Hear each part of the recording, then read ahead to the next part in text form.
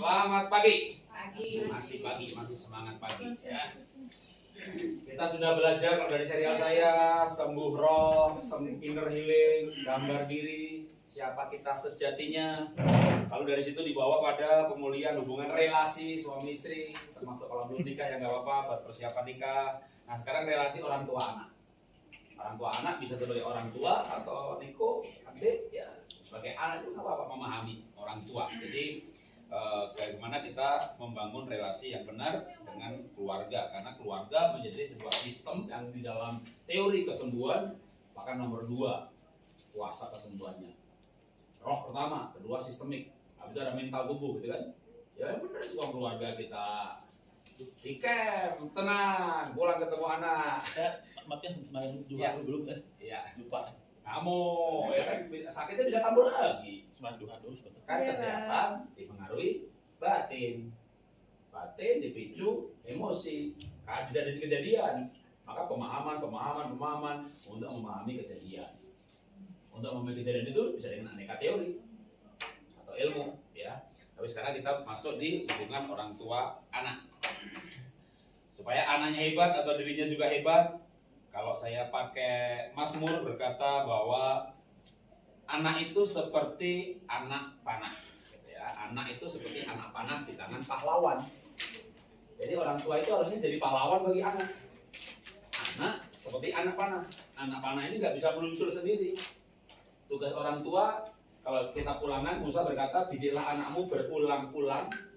Ulang-ulang itu dari bahasa Shannon artinya mengasah seperti anak panah sampai tajam. Jadi anak terus diasah, ya.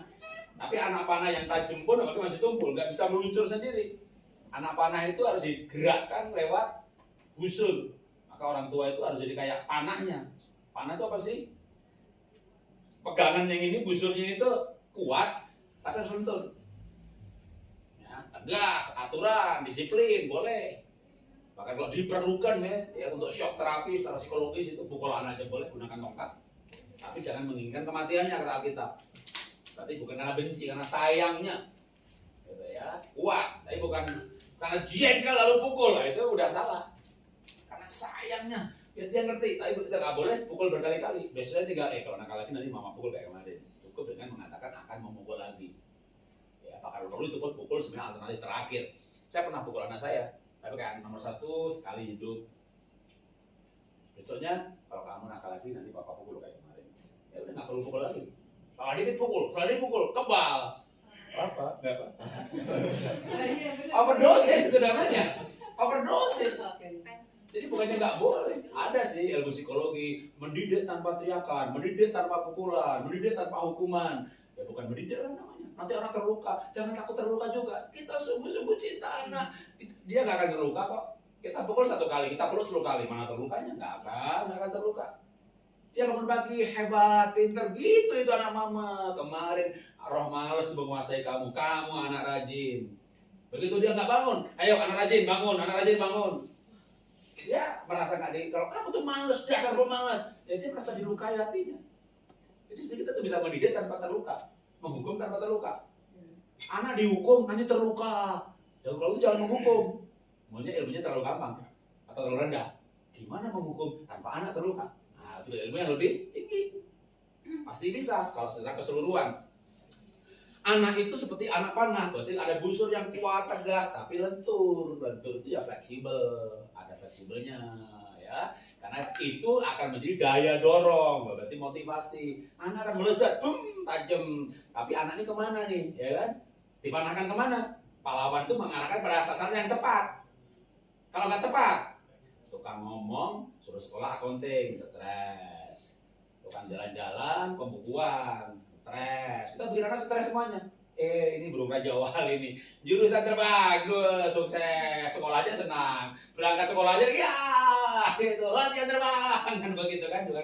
Ya, terbang lagi. Ya, kurang-kurang ambil jurusan lari. Aduh, ya, matematika lagi. Jadi pahlawan itu bisa pas kok. Bisa, asesmen aja langsung pas. Kita dulu di zaman sekarang, kalau dulu maksud saya nggak ada ilmu Wiwati Dari, nggak ada INFP, nggak ada MBTI, nggak ada asesmen kepribadian. dengan semua itu, cucu ini cocoknya jadi ini jadi ini, jadi ini, cocok. Begitu cocok, ngajak ngomong sih kura-kura, mau nggak? Itu dalam menyelam tuh ternyata dunia luas banget loh. Kau bisa jurusan berlayar, bisa menyelam, nanti jadi bisa penyelam mutiara, bisa jadi coachnya diving, kamu keliling dunia. Orang tuh kalau cocok diajak ngomong pasti antusias. Iya bener ya Bang, itu asik ya. Boleh coba ada jurusannya. Waduh semangat, diajak ngomong aja semangat. Kura-kura anak-anak terbang itu indah sekali. Kita bisa melayang di udara, melihat keindahan gunung. Di kura-kura perhatiin aja dah pusing.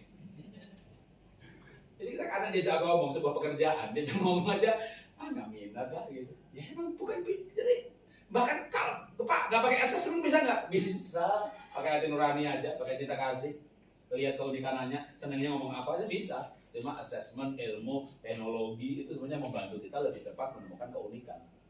Jadi konsepnya adalah Tuhan itu titipkan anak kita punya Tuhan. Konsepnya dulu ya.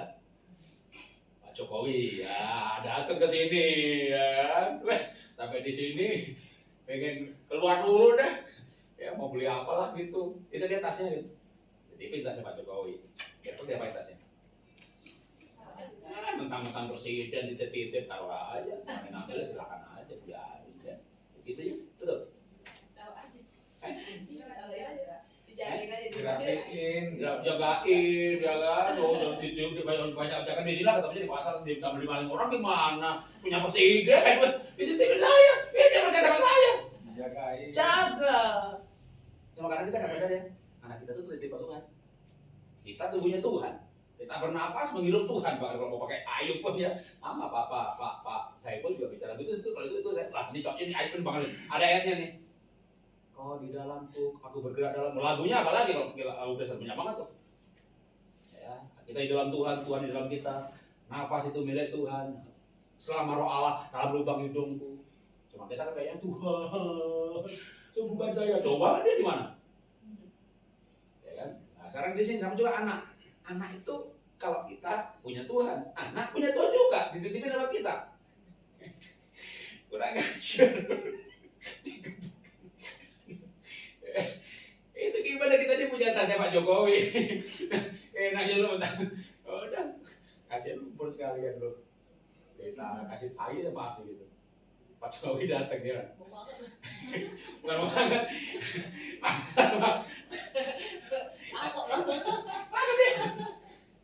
Anak itu punya Tuhan, kadang kita tuh hidup tuh bener loh, kadang kita hidup tuh gak sadar loh. Kita tuh bergerak, makan, minum, didik anak, marah sama anak, enggak ada kesadaran. Maka John Kabat-Zinn pun kalau saya bicara, saya kan belajar sama John Kabat-Zinn. Dia bilang meditasi itu latihan kesadaran. Kalau sudah sadar, balik hidup lagi. Kita nggak lari kerja, kita nggak hidup dalam meditasi. Kita hidup di marketplace. Kalau saya di gereja sering bilang, saya nggak hidup di menara doa. Maka saya nggak sebelum pernah masuk gedung Sentul IPS jadi cara kinestetik. Tapi bukan saya nggak bergaul dengan Tuhan. Waktu saya jadi pengusaha, saya hamba Tuhan yang sedang dagang. Bahkan saya waktu udah kuliah aja saya dapat. Saya hamba Tuhan yang sedang kuliah, saya mau kuliah yang terbaik. Paling tidak, kalau nilainya nggak bagus pun, tapi nilainya ini kudus, gitu. Anak saya dengar ngomong begitu. Ben, berapa nilainya Ben? Matematika hari ini? 3 Pak. Kok 3? Tapi 3-nya kudus loh Pak. Kadang khotbah itu ada ruginya juga. Anak lagi pada dengerin, saya bukan rugi sih. Bagusnya nyerap nilainya. Yang penting kudusnya, tapi Ben bagus. Bagusnya tuh Ben kudus dan 7 Ben. Aduh. Nah begitu kita sadar, ngomong sama anak hati-hati, punya Tuhan. Kan makanya kesadaran itu penting ya. Tapi kesadaran harus ada dasarnya dong. Nah dasarnya terserah, ilmu boleh, sains boleh. Kalau saya memang dasarnya udah, hidup saya ini udah pokoknya dasarnya Alkitab aja udah. Karena bagi saya itu kebenaran. Ya. Misalnya yang laki-laki kebanyakan pakai logika ya. Laki-laki biasanya Niko, aku nggak bisa sih kayak ibu tadi tuh. Muncul ke depan, waktu olah nafas, hati itu kayak dengar suara Tuhan. Kalau saya nggak bisa, ya nggak apa-apa. Kita laki-laki logikanya kuat. Lalu gimana? Apa? Lalu gimana dengar suara Tuhan? Gak usah dengerin, baca aja. Kenapa? Parabelnya firman bersama dengan Allah, dan firman itu adalah Allah. Jadi Alkitab itu firman, kita baca itu kita lagi berbicara sama Tuhan. Nanti kita baca, dimasukkan, maka kalau Roh Kudus itu datang, dia akan mengingatkan engkau akan firman. Kita nggak usah ingat, nanti diingetin, tapi kita harus pernah baca. Karena Roh Kudus hanya mengingatkan, Roh Kudus yang di dalam kita itu ngingetin. bunyinya begini. Ingat, diingatkan, tapi mengingatkan. Nah kalau kita nggak pernah baca, nanti yang diingatkan apa? Nggak ada filenya. Ya, jadi mengingatkan. Maka kalau misalnya nggak tipe rasa-rasa gitu, ya nggak perlu dirasa. Tuhan tuh diyakini kok Tuhan ada, saya yakin dia ada. Jadi kalau yang memang tipe rasa, apalagi wanita rasa gitu ya, tuh rasain. Gitu. Saya tipe logika. Kalau nggak kadang-kadang sekali ngerasain, jarang banget. Tapi kalau ngerasain masih nangis. Tapi lebih banyak ya nggak ngerasain. Nggak apa-apa, nggak harus rasa. Kalau bisa nggak rasa, nggak pikir aja udah gitu ya. Nah itu namanya kita. Tapi yang penting kan bukan rasanya, sadarnya itu. Kesadaran, oh ini anak ini punya Tuhan gitu ya. Dan ditaruh kita seperti anak panah. Wah, tepat. Jurusannya tepat, mengarahkannya tepat. Membawa anak pada pengenalan Tuhan, membawa anak pada pengenalan diri sendiri. Ya, makanya kalau Amsal 3 itu berkata, hai anakku jangan meremehkan didikanku, taruh di dalam roh hatimu, maka engkau akan panjang umur, bahagia, sehat. Ada di kata siatnya Amsal 3. Bahkan panjang umur, bahagia, sehat, itu yang menyembuhkan tubuhmu itu. Taruh Amsal di hati. Apa itu Amsal? Kan itu kan kata-kata bijak. Ya. Akulah hikmat, akulah pengetahuan. Amsal orang bijak. Orang takut akan Tuhan akan punya pengetahuan, akan punya hikmat. Apa itu? Yang mengenai knowledge, wisdom, itu semuanya Amsal. Maka kalau teman-teman baca firman itu pasti nanti kalau. Tapi kadang ini kita belum. Kuncinya maka nomor satu kan kalau saya itu kan berjumpaan dengan Tuhan. Nggak berjumpa dengan Tuhan, baca Alkitab ya kayak baca komik atau bukan baca komik ya, kayak baca jurnal atau kayak baca sejarah. Musa lahir tanggal sekian, Nuh mati sekian, Metusalah bersekian, mati sekian. Apa sini udah tidur, udah coba tidur dah. Kalau kita udah berkali berjumpa dengan Tuhan, nanti kayak gini aja nih, satu ayat aja gitu. Iya berarti anak tuh kayak apa? Karena bisa lari kan. Lari sendiri, diarahkan gitu kayak tung nanti bahkan kayak ingat ayat lain, ingat semuanya kayak nyambung gitu. Sama juga nanti kalau yang Islam baca Al-Quran akan nyambung gitu. Jadi kayak orang padahal kita nggak ngapalin. Kalau orang baca ngaji itu dihafalkan ya, orang Yahudi juga dihafalkan ya. Orang Yahudi itu kayak orang Islam. Jadi dari ayat itu dilafalkan. Makanya kitabnya dibakar masih bisa ditulis lagi karena dihafalkan, belum dihafalkan. Turun temurun. Mereka tuh menafalkan. Kalau nyanyi ya kayak kalau ibadah itu kalau saya pernah di Papua, gereja ortodok di Papua. Itu kalau baca Alkitab tuh ya dilafalkan. Makanya jadi hafal. Dihafal memang dihafal. Iya sih. Lebih dalam sebenarnya adalah hidup. Ya, tapi menghafal juga nggak salah. Tapi kalau kita nggak hafalkan, ada roh Tuhan dalam roh kita aja, nggak usah hafal aja diingetin kok. Aja gini, ketemu orang ini, ingat ayat ini. Ketemu masalah ini, ingat ini. Atau kita sendiri ngalami. Kita ngalami ini, ingat ini. Ngalami ini, ingat ini. Nah itu Tuhan bisa berbicara lewat ayat. Habis itu juga berbicara lewat diam, Tuhan berbicara, Tuhan. Atau kayak terang, ya boleh juga. Nggak begitu? Nggak apa-apa. Sehat juga, sembuh juga, diberkati juga. Jadi jangan bergantung pada rasa. Manusia itu roh, jiwa, dan tubuh. Jiwa itu pikiran, perasaan, kehendak. Ada yang perasaannya kuat, ada yang tidak. Tapi semuanya bisa dengar suara Tuhan. Lewat memori, diingatkan ayat ini. Itu berarti itu tuntunan. Ya, jadi tidak harus misalnya, apa saya belum mengalami ya? Kok saya nggak rasa-rasa gitu ya? Oke, sekarang kita kasih cerita atau bentar ya. Anak panah gitu ya. Makanya kita belajar misalnya dari ilmu. Salah satu aja lah mau temperamen dasar, foto karakter, DISC. Tapi sebenarnya temperamen dasar, foto karakter, DISC itu sebenarnya lebih banyak bukan untuk pekerjaan, tapi bisa. Namanya DISC, kecenderungan perilaku. Itu kalau anak, orang tua punya anak umur 10-12 tahun bagus banget. Karena remaja itu sedang mencari gambar dirinya, gejolak hormonal juga gejolak perilaku. Maka anak nggak paham dirinya sendiri, orang tua juga nggak paham anaknya. Dan itu dites kecenderungan perilaku, oh ini lupa melulu, ya sambungan yang begitu, kita lebih paham. Ini bantah melulu, oh koleri. Ya sudah, maunya nyeleneh, oh otaknya kontra gitu. Untuk diri sendiri juga bagus, remaja memahami diri sendiri. Nanti udah SMA, ngambil jurusan apa? Mungkin MBTI cocok, personality. Jadi untuk memahami diri sendiri. Jadi nggak aku tuh pengen nurut sama ibu sama papa, tapi kok berontak terus gitu. Oh memang karena kecenderungan saya begitu. Itu pendekatan dari psikologi. Pendekatan dari jiwa. Ternyata bener loh, akhirnya mama ngaku dulu aku hamil, papa suruh gugurin, maka bencinya ke papa. Oh ternyata waktu aku hamil, mama hamil dulu, mama sama papa pacaran belum menikah, lalu mama menyesali kelahirannya. Itu berarti pendekatan bukan kepribadian, pendekatan hati masa lalu. Maka mempengaruhi. Jadi ada anak yang gue ingin pokoknya ngelawan terus sampai selama itu nyesel. Aku tuh nggak pengen ngelawan, tapi kok kenapa ngelawan ya? Kalau kayaknya mamanya ngaku minta maaf, orang tuanya anaknya mengampuni, terus akhirnya dulu. Karena memang akarnya itu, gitu ya. Nah balik sekarang ke mengarahkan anak. Anak ini kayak anak panah di tangan balapan. Nah, kalau saya anak gimana Pak? Ya kamu udah gede, udah 12 tahun ke atas, berarti aku tahu aku mau kemana. Gitu. Nanti kalau ngomong sama orang tuanya, mah aku nggak mau kedokteran. Kenapa? Aku mau animasi. Kenapa? Ya temanku kesana semuanya. Namanya ikut-ikutan.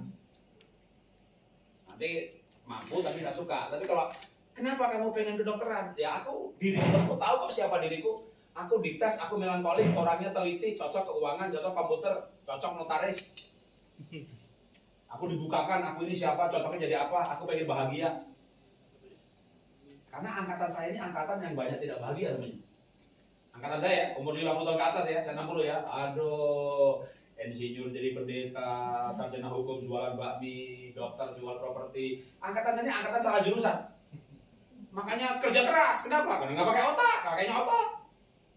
Dan kita bangga lagi dengan penderitaan kita ya. Orang tuanya kan bangga dengan penderitaannya. Nah kamu ini loh, sedang papa ini lihat nih, kerja keras, menderita. Bila dia ngeliatin, dia keras lah, pakai otot, udah pakai otak gitu. Milenial tuh happy life. Pengen jadi YouTuber, 10 juta. Ya. Jadi influencer, endorse, 15 juta, 20 juta. Itu kerja keras sepanjang bulan, sepanjang hari, 30 hari. Gaji 10 juta, cepet 10 juta, 10 juta. Jadi milenial ini generasi happy ya. Maka juga diperkirakan umur milenial ke depan menarik loh. Menurut ramalan analisa akan lebih sehat, akan lebih umurnya lebih panjang. Bahkan ada perkiraan asuransi kan bangkrut. Karena orang nggak butuh asuransi lagi. Mobil otomatis drive segala macam, nggak akan ada kecelakaan. Siapa yang mau asuransi? Tapi nanti asuransi jenis lain akan laku. Kesehatan, orang hidup sehat, semuanya sehat. Nggak perlu lah saya asuransi. Jenis apa yang laku? Mungkin asuransi untuk bisnis. Bahkan warisan bisa diasuransikan. Jadi produk pun berubah, bisnis berubah. Tapi milenial itu emang happy life. Wah, gaji katakanlah 20 juta. Anak saya gaji ya sedikit. Enteng tuh, aku mau diving. Diving tuh dari Jakarta ke Bali, tiket PBT kasih 1 juta. Divingnya berapa? Ya kalau 5-6 orang mungkin per orang 5 juta. Spend money, mengeluarkan uang 1 bulan itu 7,5, 10 juta. Enjoy aja. Kalau kita enggak Pak, kita kerja keras, kita ngirit, ya kan? Sudah tua, udah agak bisa kemana-mana, mau kemana-mana juga bisa. Duitnya banyak. Ya. Kita di generasi menabung, generasi kerja keras, bangga dengan penderitaan, gitu kan? Lah milenial kan lahirlah generasi milenial. Lihatin orang tuanya, makhluk kasihan. Kerja, duitnya banyak, stroke, kerja, dia nggak bisa makan enak lagi. Lalu kita milenial suruh hidup kayak orang tuanya, enggak lah, sorry lah. Milenial tuh gue mau ini happy life.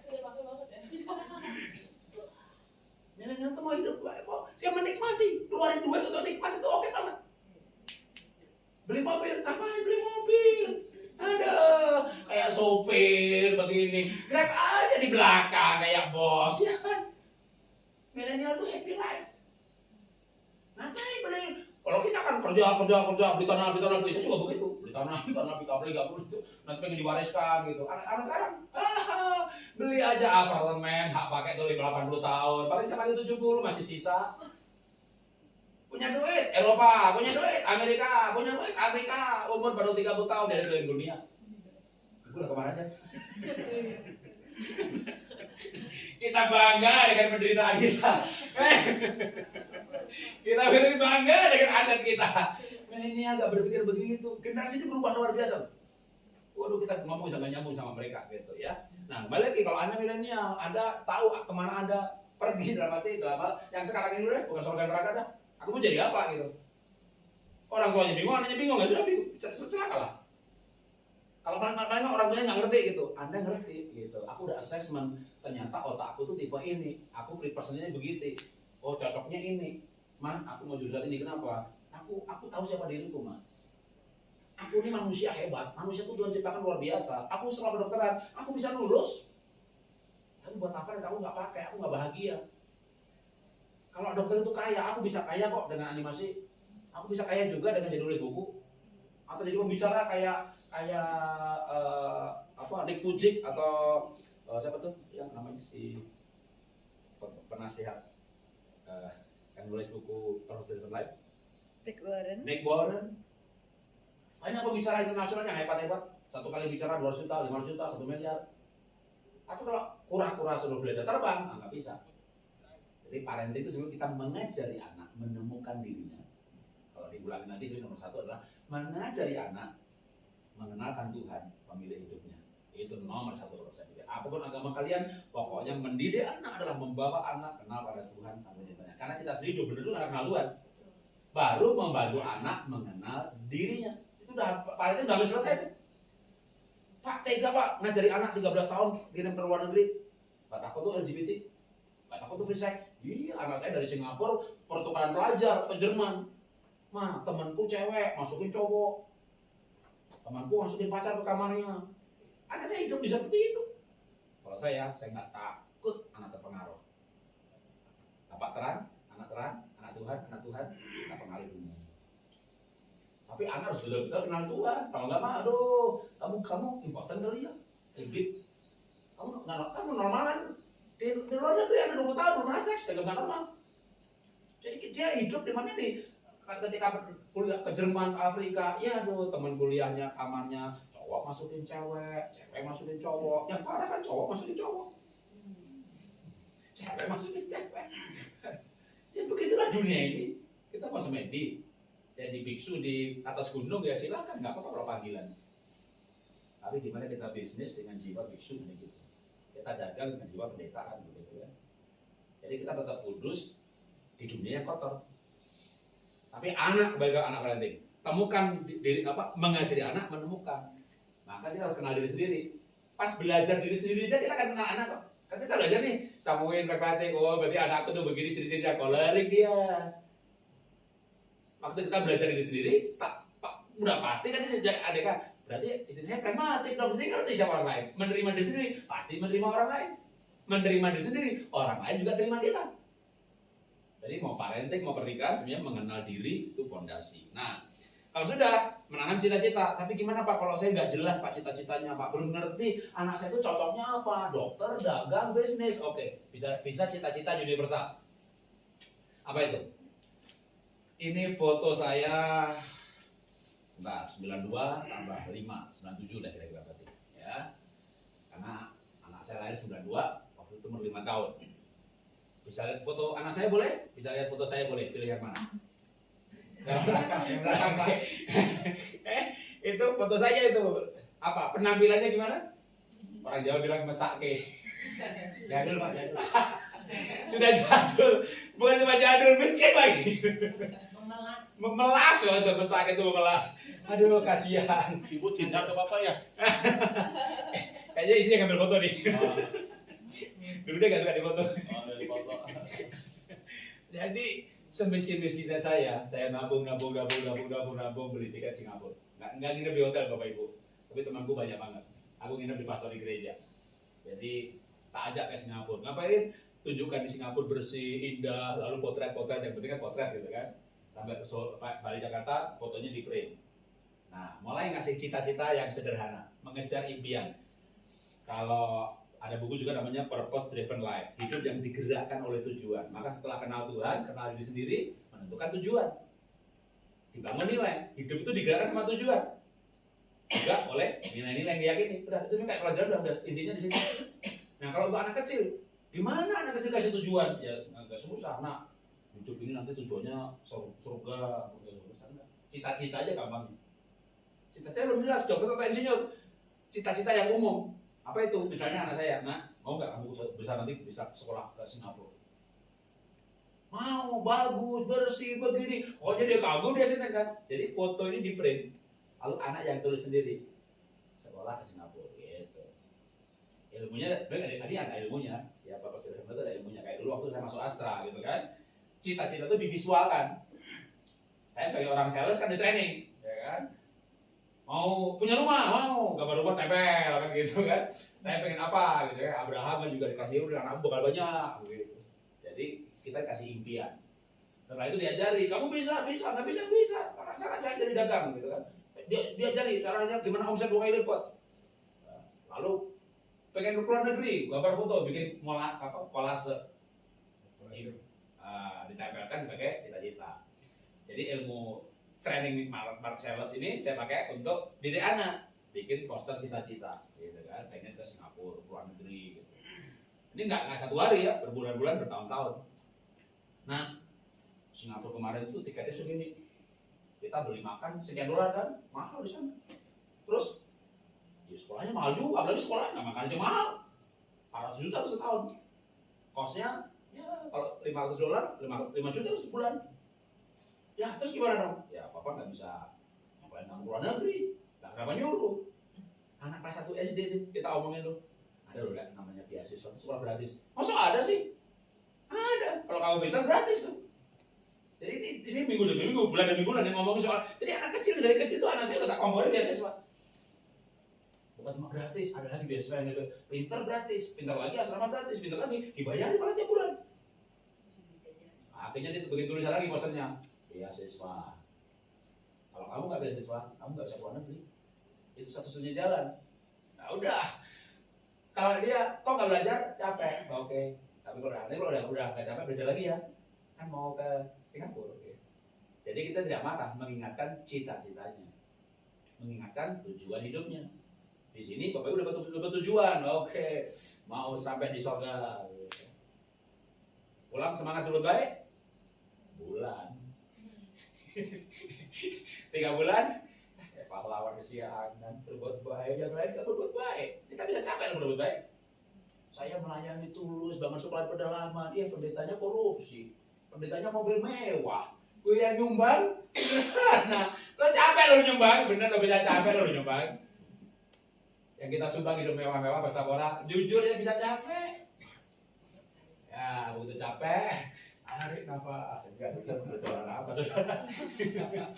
Doa, ingat firman, udah terserah lah masing-masing ada di hatimu oleh perbuatannya. Saya punya tujuan hidup sendiri, kuatkan hatimu gitu ya. Nah, sama juga anak capek belajar ya, main dulu apa dulu, tapi ingat ya nanti kan mau beasiswa.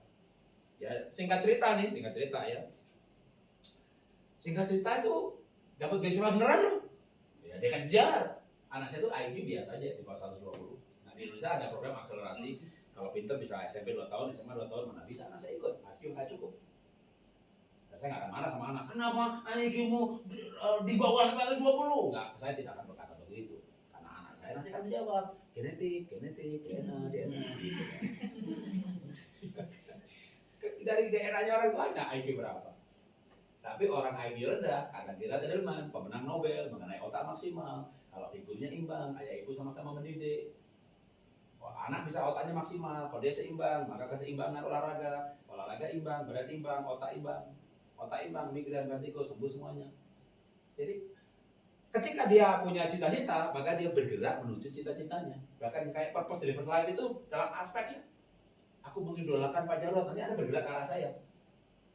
Tapi jangan mengidolakan saya, mudah-mudahan jangan sampai. Tapi kan misalnya kita mengidolakan si A gitu ya, bahkan di gereja aja ngomong pendeta kita idolakan, ya selingkuh, ya homo, nggak usah Tuhan lah, nggak usah gereja-gerejaan, karena kita mengidolakan manusia, maka kita terkutuklah orang yang mengandalkan manusia. Orang Tuhan yang bilang terkutuk, jangan idolain manusia. Mungkin sementara boleh ya mengagumi pengajarannya, membuat kita semangat belajar pelajarannya kan gitu kan. Tapi udah kalau saya cuma satu. Aku hanya ingin kayak Tuhan Yesus waktu dia jadi manusia. Saya tidak akan menjadi seperti Tuhan, tapi akan menjadi Tuhan waktu dia jadi manusia. Boleh kita menjadi seperti apa gitu. Tapi kita diawali dengan gambar diri. Gambar diri hanya adalah aku ini anak Tuhan. Tuhan diam di dalam aku, maka aku anak Tuhan. Baru EP itu apa? Perang. suami yang seperti Iska, tapi Iska setelah bertobat. Karena Iska juga pernah nggak ngaku istri sebagai istri, tapi Iska yang setia. Abraham kawin lagi, pamannya kawin lagi, anaknya kawin lagi. Ishak itu hidup pada zaman belum ada larangan kawin lagi. Maka kalau saya ditanya, aku pengen menikah kayak Iska, pengen kaya kayak Salomo, pengen melayani kayak Paulus, itu menjadi figur-figur saya gitu. Dengan segala plus kelemahannya, dan sudah selesai, nggak akan jatuh, udah mati ya. Figur yang udah selesai gitu ya. Nah, anak perlu punya cita-cita, Anda juga perlu punya cita-cita. Bahkan cita-cita ini kalau di marketing, malah belum target realistis. Kalau saya ngajarin dipanggil perusahaan, ngajarin para sales itu kan, perusahaan yang panggil saya kan, apa targetnya? Omset kita 2 kali lipat, Pak. Oke, kita garap. Omset Bapak sekarang berapa? Sekian miliar, 2 kali lipat. Oke. Kalau itu visanya berapa dong? Kalau saya minta satu sesi 25 juta, dikasih lah. Bayar saya 100 juta, omsetnya 2 kali lipat. Saya pernah dipanggil pabrik susu, ya, mengajari anak buahnya. Ya kita ajari purpose driven life sebenarnya. Tapi nanti dari sini aplikasinya begini. Makanya dulu punya target. Kalau nggak punya target, kita jadi males. Targetnya apa? Oke, 5 tahun lagi punya rumah jenis ini, pasang gambarnya. Oke, 5 tahun lagi aku ganti rumah lebih gede. Oke, sekarang aku pakai Toyota. 5 tahun lagi aku Mercy. Boleh. Target fisik benar-benar istilahnya itu duniawi. Nggak apa-apa. Anda begitu punya target itu, oke, gimana caranya? Baru di breakdown. Kalau lu kan sales, lu kan dagang, dapat gaji berapa, komisi berapa, gajimu nggak seberapa. Kalau komisimu segini, capek di komisinya mana? Nggak ada yang nggak bisa. Omset begitu, kalau kamu tahu segini jumlah pelanggan kamu. Jangan cari receh, cari cocok. Kalau gitu kamu bangun di Indonesia ini bukan cari sales, kamu tuju distributor. Jadi kita diskusi makin teknis. Gimana caranya omset ini naik 2 kali lipat? Akan ada yang minta, Pak, naik 10 kali bisa. Apa yang di otakmu bisa semuanya. Itu waktu kita punya IFA kan saya berangkat dari omset sebulan 100 juta sebulan sampai 50 miliar. Berapa kali lipat? Kita sudah melakukan pelipat gandaan bisnis. Dan kita nggak punya utang sama bank waktu itu hanya untuk cash flow, untuk cadangan, 17 miliar untuk cadangan. Tapi saya putar uangnya orang lain. Orang yang punya uang, orang yang punya barang, kan supermarket kayak apa, Hero, kayak itu kan muter barang orang lain. Ya tinggal pergi aja di Jawa Tengah. Atau ke Jawa kemana, ke Tasik kemana, ketemu bupati. Kalau bawa nama gede, Airport atau apa gitu ya, nama perusahaan, kan nama pribadi juga penting, integritas penting. Ya bisa ketemu bupati. Aku buka cabang di sini, itu yang kita inginkan. Oke, aku bilangin tanah di pojok itu strategis, punya siapa, cari, beli ya. Aku beli di situ, aku butuh 10.000 meter. Panggil bank di kota itu, aku kredit sama kamu ya. Nanti aku tak cicil, kamu membiayai proyek itu. 7 pemborong, bangun ya. Tanah ditunjuk, bang bayar, pemborong ditunjuk, bang bayar. Bangunan jadi, supplier dikumpulkan. Mau bisnis di toko saya, kirim barang ya. Makanan, minuman, segala macam, oke. Fast moving item, food item, 10 hari saya bayar. Sepatu, baju, oke. Laku ya, 2 bulan saya bayar. Itu nggak punya apa? Tunjuk tanah jadi miliknya, bank suruh bayarin. Nyicil dari mana? Omset jadi cicil. Hebat banget ya. Supplier tinggal dikasih kertas kirim barang, kirim dong. 30 hari ya, iya. Marketingnya, salesnya, promo, bikin laku dalam 10 hari. Aku untung 20 hari. Aku udah jadi 30 hari ya. Aku nggak pernah bohong, 30 hari aku bayar. Padahal 10 hari jadi duit. Aku masih untung 20 hari. Dulu saya waktu tahun 98 bikin perusahaan, dimodali orang, cukup gede juga sih, sekian sekitar 120.000 dolaran begitu, dapat saham 50%. Aduh, mau beli barang, Pak Jarot, PO-nya mana? Pakai PO, kontrak. Bikinnya barangnya, DP dulu dong Pak. Berapa? 30 lah, DP 30%. Udah jadi belum? Udah kirim ya. Kan belum Bapak lunasin. Lunasin dulu. Ya kan katakan 100 juta nih. 100 juta dikasih nih, barang dikirim kan? Jual. Berapa lama? 3 bulan habis. Dagang hebat banget loh, jualan sepatu 3 bulan habis. Sisanya ada ukuran, ada sisa warna. Udah sisa, mana bisa dijual? Pak, aku beli nomor 37. Maaf ya, adanya 42. Ya mana bisa dipakai? Dagang yang mana dong? Nggak tahu ukuran di mana? Aduh, dagang gua nggak gampang ya. Apalagi kan jual sepatu, ada ukuran, ada warna. Jadi kalau berdagang itu ada bisa sisa loh. Maka harus naikin supaya sisa itu udah dianggap dibuang pun nanti baru untung. Tapi ini Mbak beli 100 juta. Kapan habisnya? 6 bulan. Pulakan lagi. Kapan kayanya? 100 juta dijual, memang kita naikin 4-5 kali lipat sih. Dari 400 juta, potong komisi, potong segala macam. Karena jadi 2 kali lipat ya, jadi 200 juta ya. Pulakan lagi. Saya pikir Carrefour, Giant, Matahari enak banget ya, sudah kaya. Beli kagak pakai DP, barang dikirim, 2 bulan baru dibayar. Perusahaan gede itu dimodalin perusahaan kecil. Tapi kan saya pikir begini, saya tahun 98 itu buka perusahaan, saya udah punya impian. Suatu saat aku di sana, suatu saat aku kayak Carrefour, suatu saat aku kayak Matahari. Gimana caranya? Waduh, ini jaga omongan, integritas, tetap bayar, enggak laku kalau udah beli tetap bayar. Sampai orang tuh percaya. Sampai lah level pada itu kan.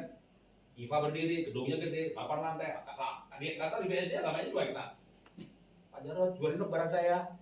Matahari berapa? 60 hari. Oke, aku 45 hari. Jadi kalau yang lain 60 hari, aku 40 hari. Supplier datang dengan koleksinya. Bapak pilih dulu deh. Karena Bapak bayar lebih cepat. Aku selalu dapat produk terbaik. Gak usah punya pabrik, kami barang lengkap terus. 45 hari, sampai jadi bayar. Lalu nggak laku, maka sempat udah ke Pak Jarod aja. Pasti dibayar 45 hari. Jadi saya bisa menaikkan omset tanpa perlu tambah modal. Bang datang nawari, mau pinjaman, nggak butuh. Hebat ya? Pak, ambil kredit, nggak butuh. Saya punya masalah pegawai, punya masalah barang, aku nggak punya masalah soal uang. Untuk naikin omset kan, tinggal tujuh aja. Sini. Tapi saya pernah punya masalah karena nunjuknya terlalu ambisi, melampaui batas kemampuan menjual. Saatnya bayar, masih berupa barang. Akhirnya sadar juga, nggak boleh rakus. Tapi itu cepat tuh, dari 1 miliar sebulan, 2 miliar, 5 miliar, 10 miliar, 20 miliar per bulan. Naik. Kenapa? Kita putar barang-barang lain. Tapi kita nggak akan bergerak ke arah itu kalau nggak punya tujuan ya. Kan punya tujuan nih, suatu saat nanti aku bisa loh beli pakai mulut. Beli barang ya, masih baik. Bayarnya per hari, nggak pakai DP, nggak pakai cek, barang dikirim. Karena saya punya tujuan itu, harus saya jaga nama beneran, jaga yang namanya komitmen. Karena saya punya tujuan itu. Kalau orang nggak punya tujuan gimana? Jangka pendek ini, beli kagak laku nih, yaudah, berantem deh, diskon deh, udah berantem duluan, bahkan kali bohong kali nggak laku, pada laku, ternyata gini, beli barang A untungnya 20%. Ada barang B untungnya 40%. Barang duit dari sini buat tolongkan di sana. Kalau dia bayar. Akhirnya dia tahu udah laku kan dibayar. Habis lu nama. Nggak akan pernah tuh bisa kayak perusahaan besar. Kalau kita bisa putar uang orang lain, coba. Dan makin lama tuh putarnya makin gede. Karena saya punya tujuan. Aku mau kayak seperti itu. Pegawai 1, 2 orang, besar kecil. Masa Jakarta tinggal dibikin buru-buruan. Saya punya budaya kecil, otaknya gede, impiannya gede. Maka saya bergerak ke arah tujuan itu. Mau bisnis, mau nikah, mau didik anak, sama purpose driven life. Maka tujuan itu penting. Anak dikasih tujuan, belum dokter, belum insinyur, pokoknya sekolah luar negeri, beasiswa, itu aja udah jadi purpose, jadi tujuan. Dia rajin karena cita-citanya. Jangan begini ya. Nah, kamu rajin ya. Kalau kamu pandai, mama bangga sama kamu. Ini ajaran sesat menurut saya. Ya nggak sesat banget, nggak salah. Loh, masalahnya apa? Nah, kamu jangan nakal ya nak ya. Kalau kamu nakal, mama malu. Mama ini bu guru. Jangan nakal. Kalau kamu nakal, kamu malu. Papa ini pendeta. Gitu. Anaknya malam-malam pasti anak cari mamanya. Ma, papa bisa nggak sih sama jadi pendeta? Kenapa? Berat jadi anaknya. Jadi kalau kamu nakal, mama malu. Ini didik anak atau jaga nama diri? Ini didik anak, cinta anak atau cinta diri sendiri? Anak diomongin kalau kamu nakal, mama malu. Kalau kamu nakal, kamu malu. Kalau nakal, kamu malu. Dan dulu ngurusin dirinya sendiri. Anak tidak merasa dia dicintai. Kalau kamu nakal, temenmu sedikit. Kalau kamu nakal, kamu dijauhi temen. Kalau kamu baik, kamu nanti dibaikin. Kamu tuh bahagia banget tuh. Kalau diulang-ulang. Berarti mama tuh ngurusin aku ya, kan gitu kan? Jadi kita harus mendidik anak, titipan Tuhan tadi gitu ya. Anak apalagi punya tujuan, wah itu udah melangkah lebih lanjut tuh, anak punya tujuan. Capek-capek lah, kita aja juga capek berbuat baik, manusiawi lah. Tapi ingat tujuan lagi gitu kan. Ingat tujuan lagi. Gak punya duit banyak, nyumbang. Karena itu yayasan atau pendeta bikin panti asuhan, kita sumbang. Ternyata sumbangannya dipakai untuk panti asuhan 10%, sisanya mewah-mewah. Kecewa nggak? Kecewa lah. Tapi kadang-kadang kita gini ya, wah nggak usah tahu lah buat apa. Yang penting aku udah nyumbang. Kenapa aku nyumbang? Aku diberkati. Namanya judi. Pasang 10%, yang penting diberkati. Nggak peduli dipakai buat apa. Kalau saya peduli pakai buat apa. Nabur di tanah yang benar. Kalau naburnya di berbatu, mana bisa berbuah? Ah, bener aja.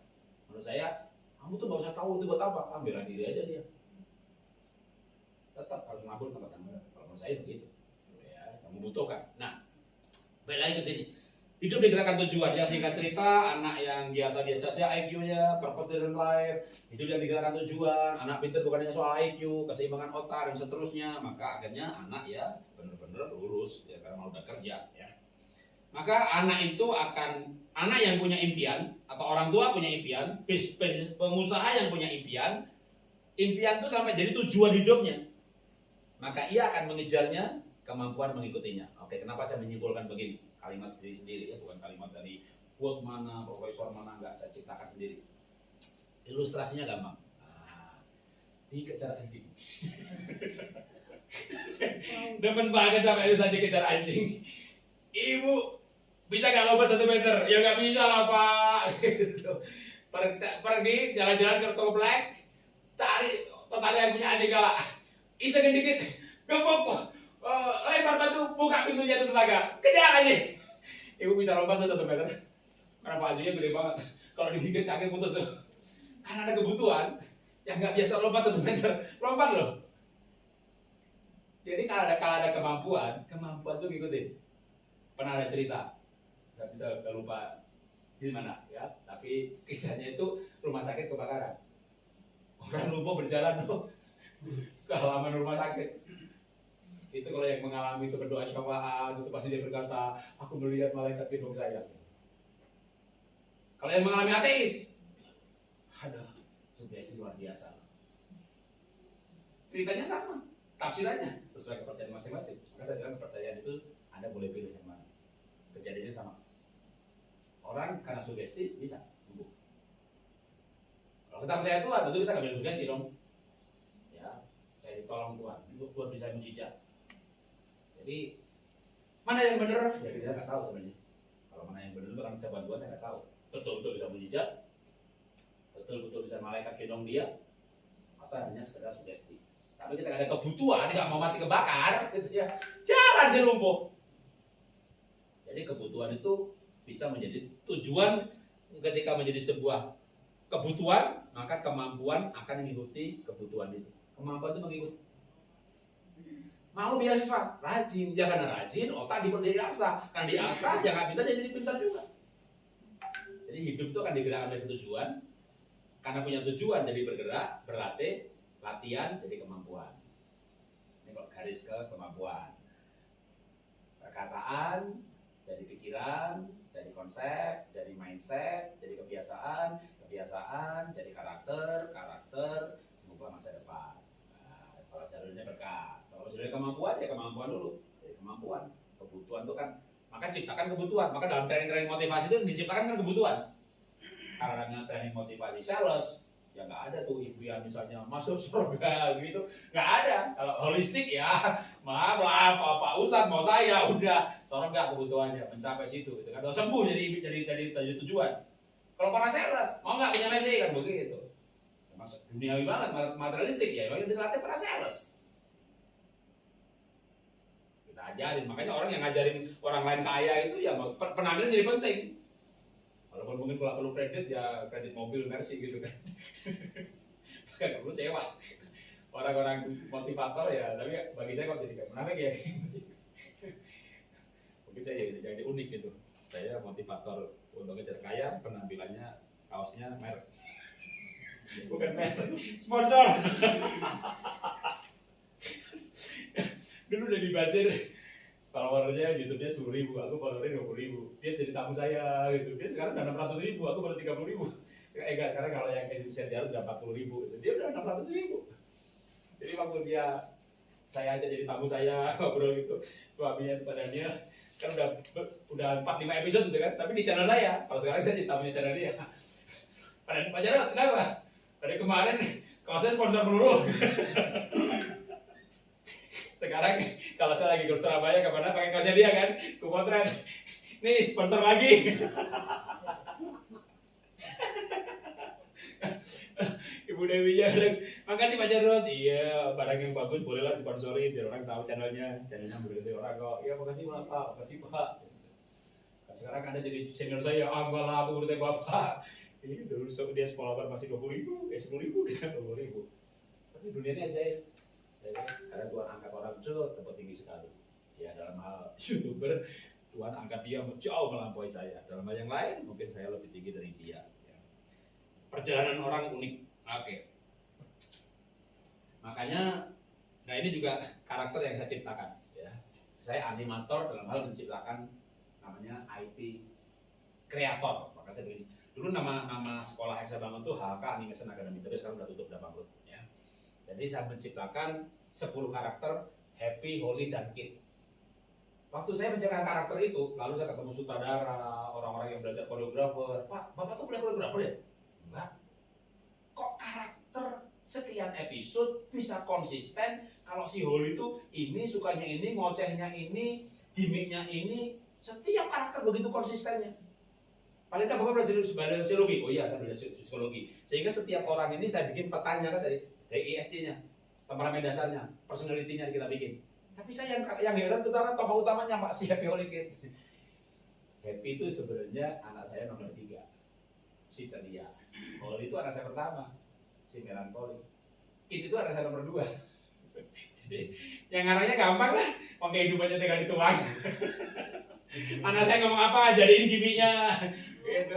Anak saya ngomong apa, jadiin kebiasaannya. Si Holy kan suka belajar gitu ya. Jadi sedikit mengenai film Happy Holy Kid. Yang dulu pernah tayang di RTV, sekarang tayang di Makna TV. TV di judulnya Metro TV. Senin, Kamis, Jumat, Sabtu, jam pagi jam 7 dapat, sekarang ini tayang terus di Makna TV. Dalam bentuk film boneka ada 128 episode, film animasi ada 24 episode. Ya. Nah, ketika brandingnya kuat, makanya ada orang yang berani bangun Happy Holy Kid Land. Walaupun butuh 450 miliar, saya nggak punya duit. Impian nggak pernah berhenti. Anda punya impian yang baik, tujuan yang baik, para investor datang. Dulu saya pikir mau bangun sendiri. Sekarang nggak usah bangun, nggak apa-apa, yang penting jadi. Tinggal minta persentase aja. Dulu saya mau minta saham 10% nggak dikasih, tapi dikasihnya 2% dari omset. Pokoknya tiket berapa? 2%. Hitung 9 hektar. Parkir penting. 2 hektar parkir bisa masuk berapa? Hitung begitu. Oh, bolehlah. Sebulan 200 juta cukup lah. Gitu ya. Nggak usah kerja. Pergi keliling begini. Tunggu aja dibuka. Nanti waktu amannya buka. Sudah, rekening saya masuk terus tiap bulan. Waktu saya bangkrut saya pusing juga ya. 2019. Tapi dulu belum dapat proyek ini. Tapi begitu jalan itu, Tuhan itu baik. Tuhan izinkan bangkrut hanya untuk ujian aja. Kalau tak bangkrut itu gimana ya gitu, gara-gara gitu ya, diizinkan kayak Ayub diizinkan. Oke, besok kita belajar dalam pelajaran sekolah kehidupan. Ya. Nah, dalam cerita fabel gitu kan, ya itu kembali sini. Makanya saya kalau ngomong kura-kura, Raja Wali, kura-kura itu namanya kuma, kura-kura manis. Raja Wali itu Raja Wali bijak, namanya Rabi. Lalu ke Kela Kelly, kelinci lincah gitu ya. Ada Mek Mondi itu monyet Randy. Dengan karakternya masing-masing, dengan gimmicknya masing-masing. Nah, misalnya si kura-kura gitu belajar renang, seneng dong. Belajar lari, stres dong. Jadi sebenarnya ini sebuah konsep ya kayak Mahabharata, masing-masing ada karakternya, konsisten, nggak Sinta begini, Ramayana begini. Saya coba bermimpi aja, bisa bikin nggak ya dalam dunia modern ini sebuah serial. Dulu saya impiannya udah lama tuh. Kalau sekarang baru film itu terrealisasi 2006 dibikin produksi filmnya. Tapi dulu anak saya masih kecil. Aduh, Shinchan. Waduh, pokoknya tuh film anak tuh jelek semuanya, kasar, bunuh-bunuhan. Ini nggak bagus, ini nggak bagus, ini nggak bagus, ini nggak bagus. Makanya ceramah begitu juga. Lama-lama Tuhan tanya, kamu bikin yang bagus doang begitu. Tuhan bikin film memang murah.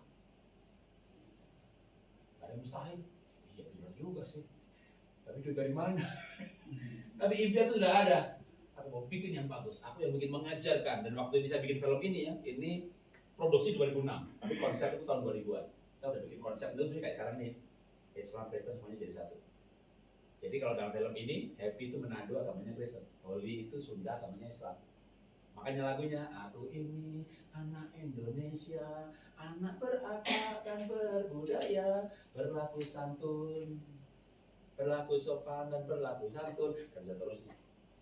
Indonesia, negara Pancasila, Indonesia ada beragam agama, ayo kawan menghargai sesama, menghormati tempat ibadahnya. Islam doain, itu saya ciptakan udah lagu itu. Saya bikin liriknya, saya panggil teman tapi untuk bikin aransemennya, tapi bikin kata-katanya saya, kata-kata pengajaran, nyanyian pengajaran, lagu pengajaran, mengajaran apa? Etika, moral, supaya Indonesia ini tetap Indonesia. Ini punya impian, ini film edukasi, film pendidikan, impian tuh kalau bagus, tuh jalannya datang, duitnya datang. Jadi kenyataan, yang kita bayangin film jadi film, kita bayangin taman jadi taman. Filmnya jadi ratingnya bagus, udah sampai dulu pernah ada, dari sekarang tutup mudah tadi begitu tamannya jalan dan ini naik lagi. Dulu kita ada, makanya kalau dulu tahun-tahun 2009, 2010 ya, sampai 2015 ya, masuk airport, masuk matahari, ada tas Happy Holy Kid, ada sendal Happy Holy Kid, ada tempat mainan Happy Holy Kid, ada sepatu Happy Holy Kid. Jadi ini saya branding dengan merek, jadi merek produk, mereknya kuat, di franchise kan. Toko buku Kiki di Solo, tuh pabrik buku gede. Ya bukunya ada merek Disney. Pak, Bapak bayar sama Disney sehingga gambar Disney ditempel di situ berapa? Saya kasih 10% dari keuntungan Bapak. Oh enggak? Sama, pakai gambar saya. Ya pakai sampai berapa tahun. Biar saya nanti kalau ini filmnya tayang terus sekarang ini di Metro Metro Group ya, di Makna TV, TV digitalnya Metro Group. Aman jadi, brandingnya kuat lagi. Mungkin impian saya lama, yang penting saya udah patenkan dulu mereknya, hak ciptanya. Namanya itu namanya IP, Intellectual Property. Tinggal cari pabrik sepatu, mau bikin sepatu yang begini, 10%, pungut itunya. Kenapa? Begini, saya punya tujuan, saya punya impian. Impiannya benar, alam semesta merestui. Kalau kata Pak saya itu, alam semesta merestui. Boleh juga tidak salah. Si itu juga pakai nama alam semesta. Profesor Yohanes Suryo. Dia punya istilah kan, semestaku. Alam semesta mendukung. Itu Yohanes Suryo. Dia pakai nama semestaku gitu ya. Gimana alam semesta mendukung? Punya cita-cita yang sama dengan Tuhan ciptakan anak kita. Nanti semesta mendukung, jalan dibuka, beasiswa dibuka, pekerjaan dibuka, dapat pekerjaan terbaik. Karena kita memang mendidik anak dengan kesadaran, mindfulness parenting. Ya. Anak titipan Tuhan. Setiap anak cerdas. Kalau kura-kura akan jadi juara berenang, Raja Wali juara terbang. Makanya ada multiple intelligence. Ini buku saya yang judulnya maksimalkan otak Anda sendiri bisa, memaksimalkan otak anak Anda. Tapi saya belum baca maksimalkan otak Anda juga boleh. Itu isinya multiple intelligence sama sinapsis sama keseimbangan otak. Ya. Kalau multiple intelligence ya Howard Gardner sumber ilmunya. Tapi untuk sukses menggunakan multiple intelligence, Daniel Goleman tak masukkan di situ. Keseimbangan otak, ya Ted Herman masuk di sini juga. Ada lagi brain plasticity, itu pengetahuan otak terbaru. Otak kita itu plastis. Plastis itu plastisio, to form, bisa dibentuk. Nah, ilmu brain plasticity ini kalau untuk pendidikan karakter itu nanti camp advance, bagaimana mengubah diri atau mengubah pasangan. Tapi itu sebenarnya jangan sekarang. Ya, sekarang itu terima diri aja udah hebat banget kok. Bahagia mengerti pasangan dia dibahagiakan itu udah hebat banget kok. Gak usah mengubah diri. Tuhan ciptakan aku mampunya apa sih? Mampunya nari, lukis, semuanya bisa jadi duit kok. Tapi kalau brain plasticity itu kita bisa menambah talenta. Karena ada juga berkata, kamu punya talenta 2 jadi 4, 4 jadi 5. Ada dasar tadi juga, ilmiahnya ada, tadi ada. Ilmiahnya brain plasticity. Alkitab ada. Tuhan berfirman bahwa talenta itu dari 5 menjadi 10. Nah, kalau yang DNA, berarti orang tua bisa musik, anak bisa musik, namanya DNA. Kalau plastisitas otak cadangan yang dirancang sebagai cadangan, kita bangun fungsi baru. Hampir semua motivator belajar brain plasticity. Maka motivator itu berani berkata, atau Meridiana gitu, anaknya kumpul, remaja kumpulin. Nggak bisa ngomong, tapi bikin ngomong, nggak suka tampil, saya bisa tampil. Yakin saya bisa rubah anak Anda. Gitu kan, bikin camp untuk anak-anak, 8 juta, anak saya tak masukkan ke dia. Bukan, anak saya dulu bukan Meridiana, si Adam Cook. 8 8 juta, nggak apa-apa, males berubah jadi semangat dapat beasiswa 400 juta. Uang sakunya total tuh biasanya itu 1 tahun 700-800 juta, 8 tahun dari maka anak saya yang nomor 2 itu dari hampir nggak naik kelas, game addictive, dipanggil nggak nolak, 6 tahun gitu ya, dapat beasiswa juga. Jadi bisa berubah. Atau tak kasih ceritanya sedikit ya. Oke, soal gambar diri anak saya lewatin aja.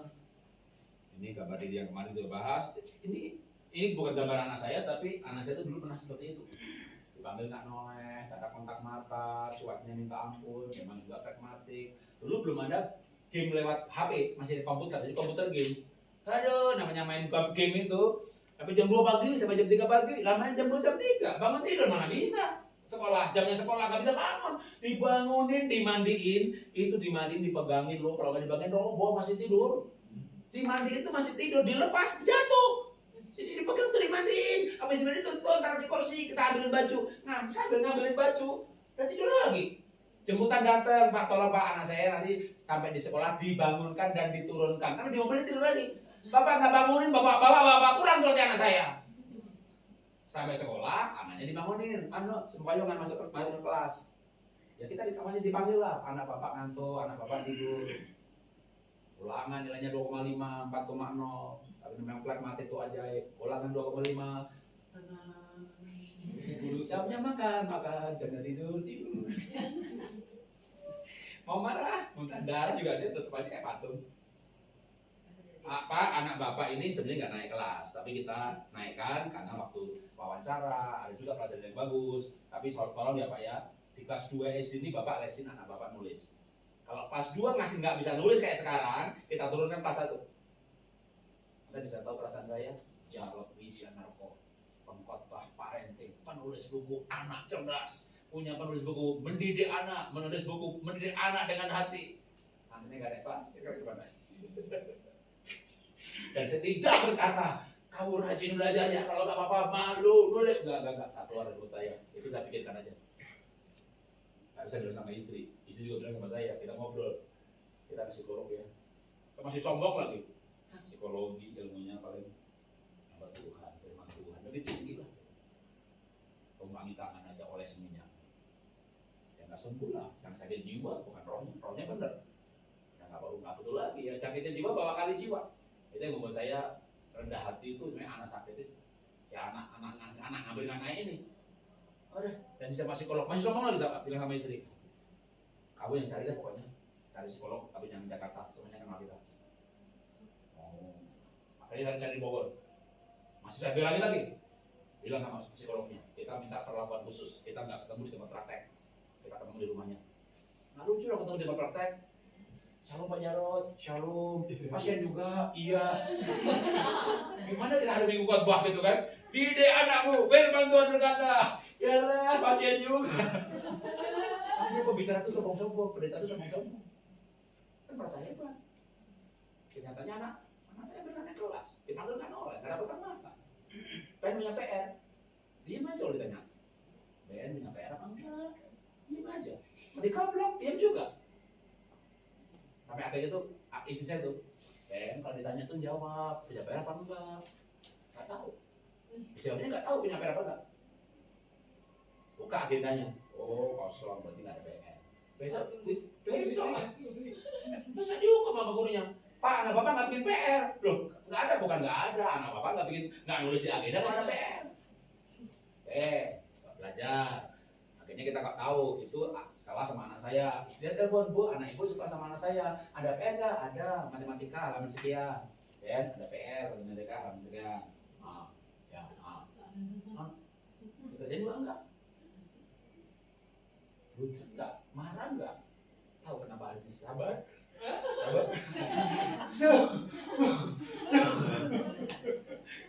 Kalau Alkitab berkata mendidik anak itu harus apa ya bahasa Inggrisnya? Long suffering. Long suffering. Kalau dalam bahasa Inggris tidak anak itu harus long suffering. Bukan patient. Sabar itu patient. Long suffering itu sabar menderita. Jadi sabar. Itulah kenapa kita sering banyak ketawa, kayak dulu banyak menangis. Emang nggak nangis punya anak begitu. Ini mau dipanggil kan oleh nggak ada kota baru itu udah panjang deh ceritanya deh. Panjang deh ceritanya. Jadi nggak bisa fokus lagi. 4 menit ganti yang lain, 4 menit ganti lain. Nulis kerjain satu PR, pergi ke kulkas, buka apa. Kemudian bikin satu lagi, kencingnya lama. Kenapa lama? Ya nggak keluar airnya. Ya kamu nggak pengen kencing sebenarnya. Itu makhluk ajaib juga, punya semua makhluk itu ajaib. Bukan notis itu, Pak. Hah? Enggak. Ada akar masalahnya sebenarnya. Kita cerita yang lain kali deh. Ada, ketemu akar masalahnya selesai juga. Ya oke, kalau cerita akar masalah, jadi dia anak nomor 2, ya kan? Nomor 1, nomor 2 jaraknya hampir 3 tahun, ya. Jadi nomor 2 lahir, nomor 1 kasih sayang udah cukup. Nomor 2, nomor 3 jaraknya hanya 12 bulan. Bapaknya terlalu romantis. Jadi nomor 3 lahir, ibu, mamanya fokus sama anak nomor 3. Sehingga istri, mama sama adik, mama sama adik. Nggak ditempelin lo, nggak digambar lo. Cuma sana sama adik, sana sama adik. Sehari, 2 hari, sebulan, 2 bulan, 5 tahun. Itu menjadi kepahitan bagi dia. Tapi dia pragmatik. Kalau keleri kepahitan, yang lawan, mama jahat, itu keleri. Nah, melankolik. Aku mau dikasih. Sanguin, ya bikin puisi, pragmatik, diam saja. Makan enak, tidur pulas, nggak main game, tapi diam-diam terluka. Nah dulu saya nggak pakai hypno, ya pakai konselor biasa namanya Ibu Herianti. Konselingnya konseling wajar, ya itu pun juga bisa nggak lihat akar masalah. Psikolog itu ilmunya banyak kok. Anak suruh gambar aja dari situ sudah ketahuan akar masalahnya. Suruh gambar, gitu. Bahkan dia gambarnya, misalnya ini siapa, ini aku, ini siapa, ini papa, ini adik, ini mama.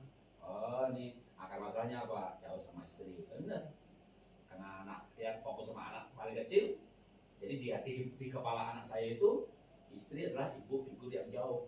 Padahal kita dari mana berkata anak akan hebat kalau figurnya imbang. Figur terbentuk lewat pengasuhan atau interaksi. Maka anak suami istri boleh begini. Suami cari duit, ibu perlu duit. Tapi nggak boleh ibu cari duit, bapak didik anak. Bukan pembagian yang seharusnya. Bapak cari uang, ibu rumah tangga didik anak bareng-bareng. Bapaknya marketing, ibunya akunting, didik anak bareng-bareng. Bapak cari uang, ibu pegang uang, didik anak bareng-bareng. Itu yang saya ajarkan dalam ilmu parenting saya. Karena figur anak membuat keseimbangan figur. Pengasuhan membuat ada relasi. Relasi membuat potensi yang dari ayah, DNA ayah bisa hidup. Nah itu lewat proses itu kita jadi belajar mengenai parenting. Jadi tahu gitu. Jadi sekarang kalau ingat jadi kan bersyukur ya. Dulu ya juga punya anak begini kemana gitu kan. Pesan cintanya apa kalau istilahnya ibu cinta? Ya dulu saya nggak pakai istilah begitu, cuma Tuhan kenapa ini buat pasti ada maksudnya. Lo kasih tau jadi ahli anak, 2 anaknya kan autis, 2 anaknya bukan khusus. Kami belajar mengenai hal itu, jadi pakarnya. Jadi sebenarnya berlaku sama ya, cuma nggak di akar masalahnya aja beda-beda.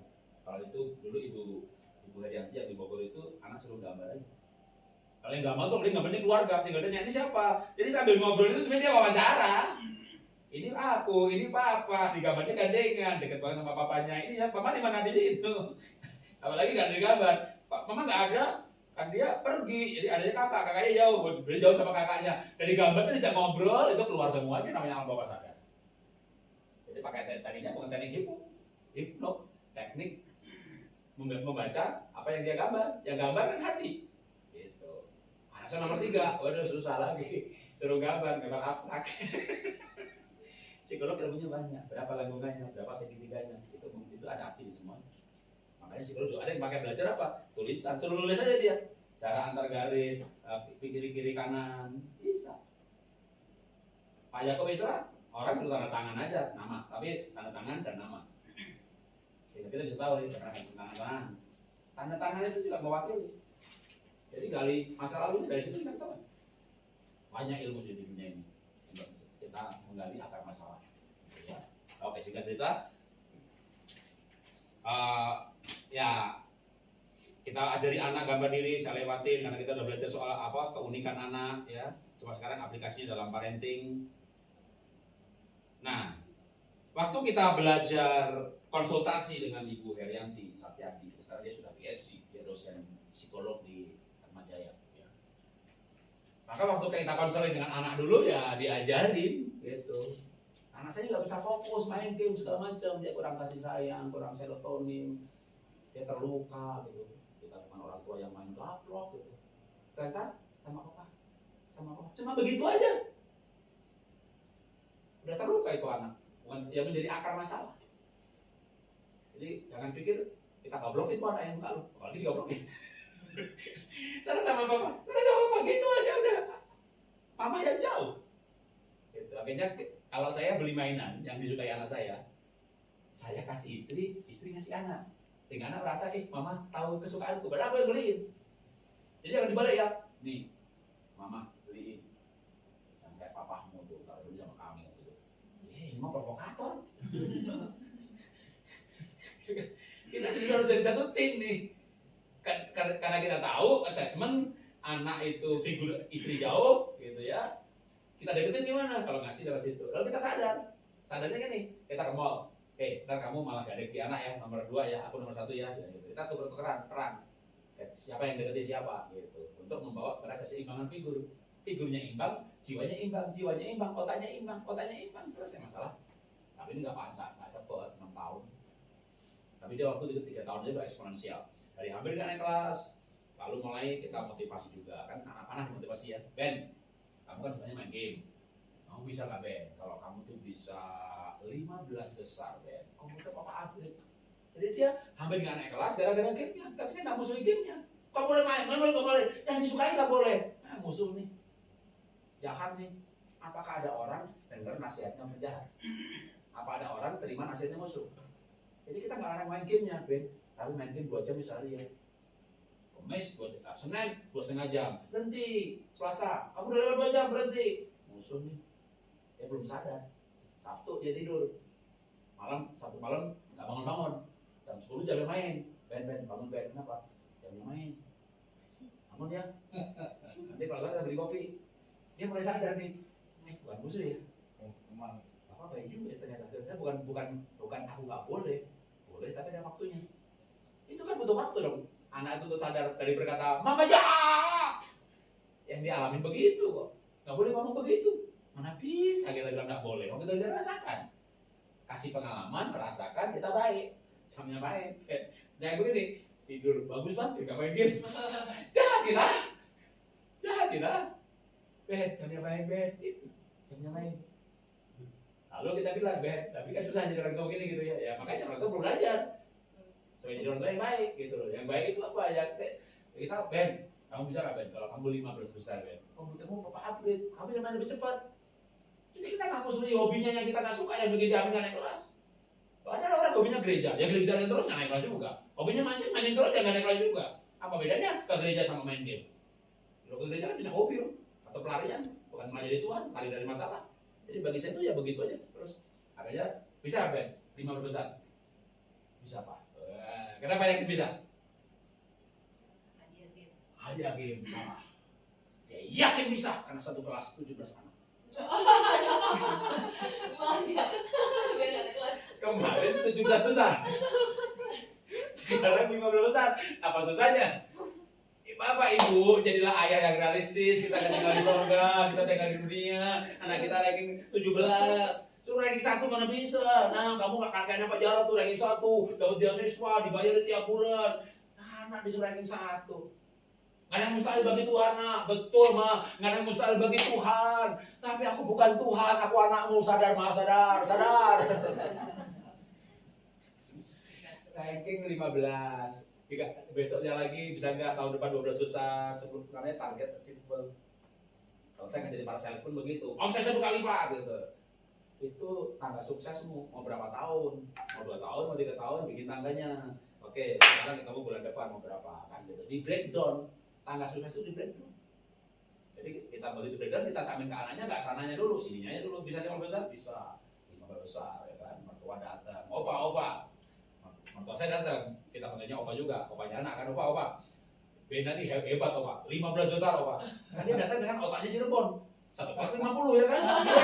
Cucu Papa hebat. Sudah dipuji gak? Iya banget. Merindukan. Seperti air yang merindukan. Seperti tanah yang gersang merindukan. Semua makhluk pengen dipuji, cuma dia nggak ngomong aja. Datang opanya, cucu punya hebat, 15 besar. Anak saya ngeliatin saya. Kita nggak bilang sama opanya. Wah nanti opa traktir gitu kan, opanya traktir. Udah bayar belum kita bilang. Itu namanya gimana cara pakai uang mertua ya kan? Karena aku ahlinya pakai uang orang lain. Uang semuanya kita putar kan? Uang mertua buat kasih buat anak ya kan? Wah, waktu opanya tahu waktu itu ya nggak apa-apa, itu pun udah bagus juga. Udah tanya bayar ya. Udah dong. Tapi anak seneng dibilang 15 besar, besoknya 12 besar, besoknya 10 besar. Kenapa kita nggak bikin kalimat-kalimat positif? Hidup itu dikuasai lidah. Kenapa kita nggak mengemakannya? Kenapa kita nggak berpikir yang positif? Kenapa kita nggak yakin anak ini suatu saat ada beasiswa juga? Kan dia sebenarnya pintar, cuma malas aja. Semua orang pintar kok. Kita teman bilang begitu. Daniel Goleman bilang begitu. Multiple intelligence begitu. Saya belajar mengenai otak juga. Semua anak cerdas. Ayat apalagi? Jangan tanya kalau ayat. Tapi prakteknya ya begini. Dengan cara gimana waktu saya di konseling itu, Ibu Haryati itu bilang, anak ini nggak bisa fokus karena kurang dipuji, kurang diterima. Jadi pikirannya kemana-mana cari perhatian, cari rasa aman. Kalau dia merasa aman, dia akan fokus. Ya. Kalau anak merasa aman, maka dia akan fokus. Dia hanya kurang rasa aman. Gimana supaya merasa aman? Pujilah di sini positifnya. Kembali ke kemarin gambar diri. Oh, sanguin, pelupa, tapi kreatif. Kamu tuh lupa terus taruh barang itu. Kenapa sih barang hilang terus? Dicecer begitu. Aku salah diciptakan. Kenapa aku selalu lupa? Kita nggak pernah bilang ya kepada anak si pelupa ini, Mama heran loh, kamu temanku bisa banyak sih. Anak ambil nggak ada kelas, dipanggil nggak noleh, nggak ada kontak mata. Pergi ke psikolog, Pak, anaknya dipuji. Apa yang dipuji? Bangun siang, bangun pagi nggak bisa, dipanggil main game terus. Apa baiknya ini? Dicari lah, baiknya apa? Datanglah guru, Ajarot, anak bapak juara. Iyalah, ini akan bukan, benar. Yang benar. Juara apa dia? Juara sabar, Pak. Untung di sekolah itu punya program karakter. Ya rajin, juara rajin. Hampir nggak naik kelas, tapi rajin, juara rajin. Jadi karakter dia emang juara apa? Rajin, diakui, juara rajin. Dan kebanyakan anak nakal-nakal itu rajin loh. Nakal rajin, kenapa? Di rumah tidak ada korban penderitaan, tidak ada sasaran. Di sekolah kan banyak banget tuh sasaran-sasaran yang bisa dijahati. Jadi warna nakal di batu, nah jangan sekolah, tetap sekolah, berapa? Di sana punya sasaran gitu. Cuma dia nggak ngomong begitu. Saya panggil para guru, kalau saya lagi untuk seminar para guru saya, Kak Seto, almarhum Profesor Munif, kan kita pergi keliling Indonesia ini. Kalau yang buat waktu COVID nih, 200 kepala sekolah dengan dinasnya, pemdanya, bupatinya pasti hadir, harus hadir, kumpul di situ. Kita bicara 3 hari. Gurunya ikut Zoom, 10.000 guru. Bayar lu 200.000 per orang. 10.000, 4 miliar. Kalau bikin event di luar begitu, kayak begini, gede saya prosesinya. Tapi ya bahagianya beda. Jadi, waduh, ketika anak dipuji gitu ya, balik lagi ke anak saya dipuji, sisi baiknya gimana? Aduh, apa baiknya? Anak bapak juara apa? Juara sabar. Kok bisa jadi juara sabar? Kita amati, Pak. Anak bapaknya dipukul nggak balas. Punya anak, Pak, dipukul nggak balas. Bapak bilang apa sama anak? Bodoh. Balas Jo, balas. Kamu nggak balas, kamu hancur. Kamu dibully terus, balas. Anak saya kalau kolerik dia berani balas, pragmatik suruh balas, mungkin lebih baik nggak cerita sama orang tuanya daripada disuruh balas. Jadi emang juga wisdom itu bisa muncul dari knowledge, itu pengetahuan. Jadi kita mulai belajar parenting, belajar keunikan anak, oh dia memang pragmatik, jadi jangan disuruh balas. Nah, kita puji aja, Ben, maaf ya Ben ya, apa ini nggak pernah puji kamu, ternyata kamu ini juara sabar. Nah kalau puji titik ya, jangan koma ya. Anak itu udah dimarahi itu, ibu puji begitu, paling pendahuluan. Kamu tuh harus sabar, tapi rajin belajar ya. Dia nggak suka tapinya itu. Kalau puji itu yang tulus deh. Mama baik deh, malamnya minta. Istri tahu, bapak nggak pernah tulus. Bu, wanita, Bu sebagai wanita Bu ya, seneng nggak nyebrang jalan di gandeng? Seneng kalau dipeluk suami gitu. Wanita itu menurut psikologi kulitnya 8 kali lebih peka dari laki-laki. Wanita suka dipeluk, wanita suka dipegang dari tangan. De facto. Saya ngajarkan para bapak-bapak, gandeng tuh istri, peluk tuh istri. Pak, istri saya nggak seperti ilmu pengetahuan, Pak. Aneh dia, Pak. Saya peluk, jangan peluk-peluk. Jangan peluk-peluk. Karena ada memori bawah sakala bawah sadar. Memori yang masuk berkali-kali. Tiap kali peluk, malamnya minta. Tiap kali bayar, malamnya minta. Jadi begitu peluk, ini pendahuluan. Bab 3 nanti malam. Ada nanti malam bab 3, tolak aja pendahuluannya gitu kan. Jangan sampai Tuhan itu begitu sama kita. Tuhan engkau baik, engkau luar biasa. Berkati dong. Maka kalau dalam hal ini saya hampir sama dengan Ibu Sinta. Saya nggak pernah khotbah mengajarkan orang itu, walaupun Tuhan berkata mintalah maka akan diberi, bolehlah seminggu sekali minta sama Tuhan. Nggak usah minta pun dia tahu kebutuhan kita. Gimana kita hanya memuji Tuhan, kau baik Tuhan, kau baik. Aku tidak berarti, aku tidak berarti. Kalau bilang keadilan, adanya aku masuk neraka, tapi Tuhan ampunnya aku masuk surga. Aku terima kasih Tuhan, terima kasih. Titik udah nggak koma. Saya nggak minta diberkati, saya nggak minta uang, saya nggak minta sembuh. Kita betul memuji, menyembah, begitu udah selesai diam dengar suara Tuhan. Kalau sering meditasi itu ada ayatnya. Ya, baca kitab Mazmur akan banyak sekali kata selah. Karena di khotbah itu kata selah. Ya itu berdoa, selah. Terus ayat yang lainnya, selahnya nggak dijamin. Selah itu berdiam diri. Tuhan, aku bisnis ini, tagihan macet, tolong begini Tuhan, omset mana aku berkati Tuhan, berkati Tuhan, berkati. Amin. Kita berangkat ke kantor, ya kan? Tuhan, aku berangkat, Tuhan tolong ya anak saya, amin. Kita masak, begitu kan? Kalau saya jadi Tuhan tuh, maaf ya, kalau saya jadi Tuhan ya, orang berdoa itu gambar loh, gelek pak sakit, nah, nggak bisa ngapa-ngapain Pak. Sekarang dengar suara saya kan begitu. Jadi kadang itu dia tuh doa, tapi satu arah. Doa. Habis itu pergi. Kamu masih ngomong kata Tuhan. Ini orang ngoceh terus. Tapi kamu saya ngomongnya. Aduh. Pak, udah gedebak. Aduh, saya digedebakin juga sama Tuhan. Bang, gelet. Mau kapan lagi coba? Dulu kalau nggak bagus kan urusannya banyak banget. Pak, gedebak. Aduh, Tuhan, oke Tuhan, ya. Bicara Tuhan, iya. Kalau kita banyak berdiam diri banyak sekarang. Jadi kita perlu juga ya. Oke, balik ke sini. Jadi anak perlu kita puji, supaya dia merasa, aduh, pujiannya titik aja ke jangan koma deh. Ya, kita puji lagi, Ben. Oh, kamu bisa sabar banget begitu sih. Ya, memang begini gitu. Ya, kita tahu sih, kita pengen dialog. Akhirnya kita tambahkan yang lagi, kan kamu dibully, gendut, jelek gitu. Anak saya itu nomor 2 karena main game kita ngambil, overweight 20 kilo, dia bisa pas 1 SD. Ya, dibilang lah gendut, dibully gitu. Tapi dia bukan tipe kolornya yang balas. Akhirnya kita ajarin. Kalau kamu bilang jelek, kamu bilang aja baik. Jangan bilang kamu jelek, jangan. Tapi juga jangan diem, mati kamu. Kamu berteriak, terlambat secara emosi, tapi berkatanya baik. Kamu gendut, jelek, baik, jelek, baik, nggak sadar. Kalau benar begitu. Tapi kamu tuh gendut banget. Nah, jadi lagi ayat yang Mazmur 139 itu, aku mengucap syukur kata Daud, kejadian itu dahsyat, dan jiwaku betul-betul menyadari bahwa aku dahsyat dan ajaib.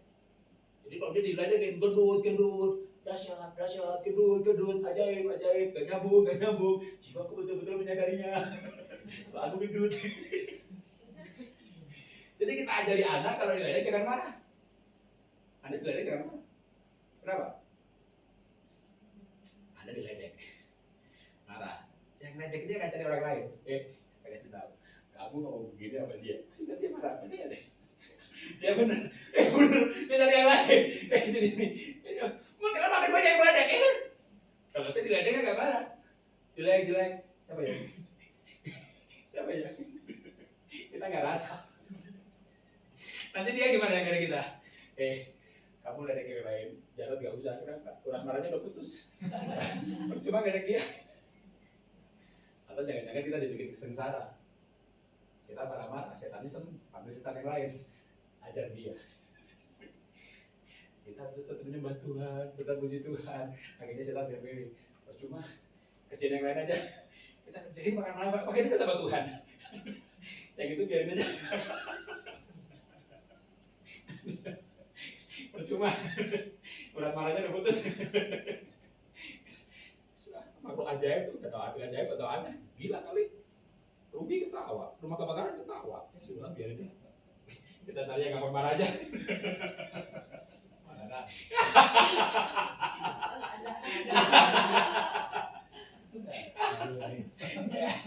Jadi, oke lanjut ke sini lagi ya. Jadi sekilas karena saya dikasih tugas muji anak saya gitu ya, sama kemarin kita udah bahas kan. Oh anak sanguin bagusnya ini dan seterusnya, masing-masing anak pasti ada sisi baiknya.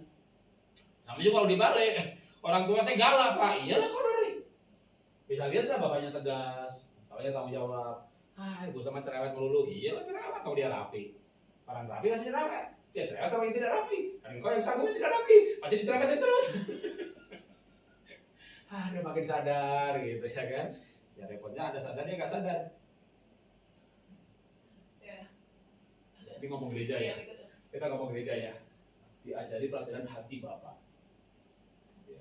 Kalau kita ke sini seminar parenting, diajari hati Bapa. Temanya hati Bapa. Jadi mendidik anak itu, aku anak Tuhan, aku anaknya Bapa. Sekarang aku sebagai orang tua harus mendidik seperti hati Bapa. Diajari, ibu harus begini, Bapak harus begini.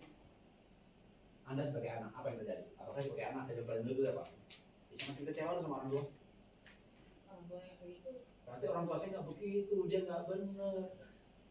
Atau kita diajari pemimpin hati Bapak, gembala saya salah, pendeta saya nggak begitu. Kita kecewa dengan pendeta. Anak sekarang ini kan diajarkan hati Bapak, hati Bapak, hati Bapak. Makanya anak sekarang ini juga kadang-kadang ya ada plus minusnya. Saya bukan itu, saya juga ngajari hati Bapak. Tapi anak sekarang tuh kayak gampang kecewa sama orang tuanya, gampang terluka. Saya cerita nomor 3 deh.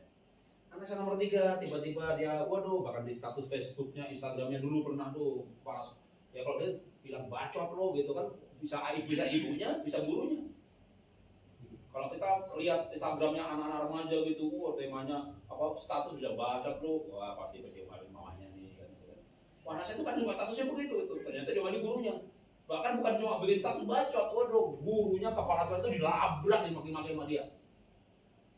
Anak saya 3, nomor 1 wajahnya campuran, nomor 2 istri saya banget, nomor 3 saya banget wajahnya. Jadi sekolah itu nggak tahu kalau itu kakak adik. Kan mereka campur, Jawa Tionghoa, nomor 2 Tionghoa banget wajahnya nomor 2, nomor 3 kayak saya. Maka waktu anak saya melawan kepala sekolah, itu berdoanya begini, Tuhan, jangan sampai sekolah tahu itu anak saya.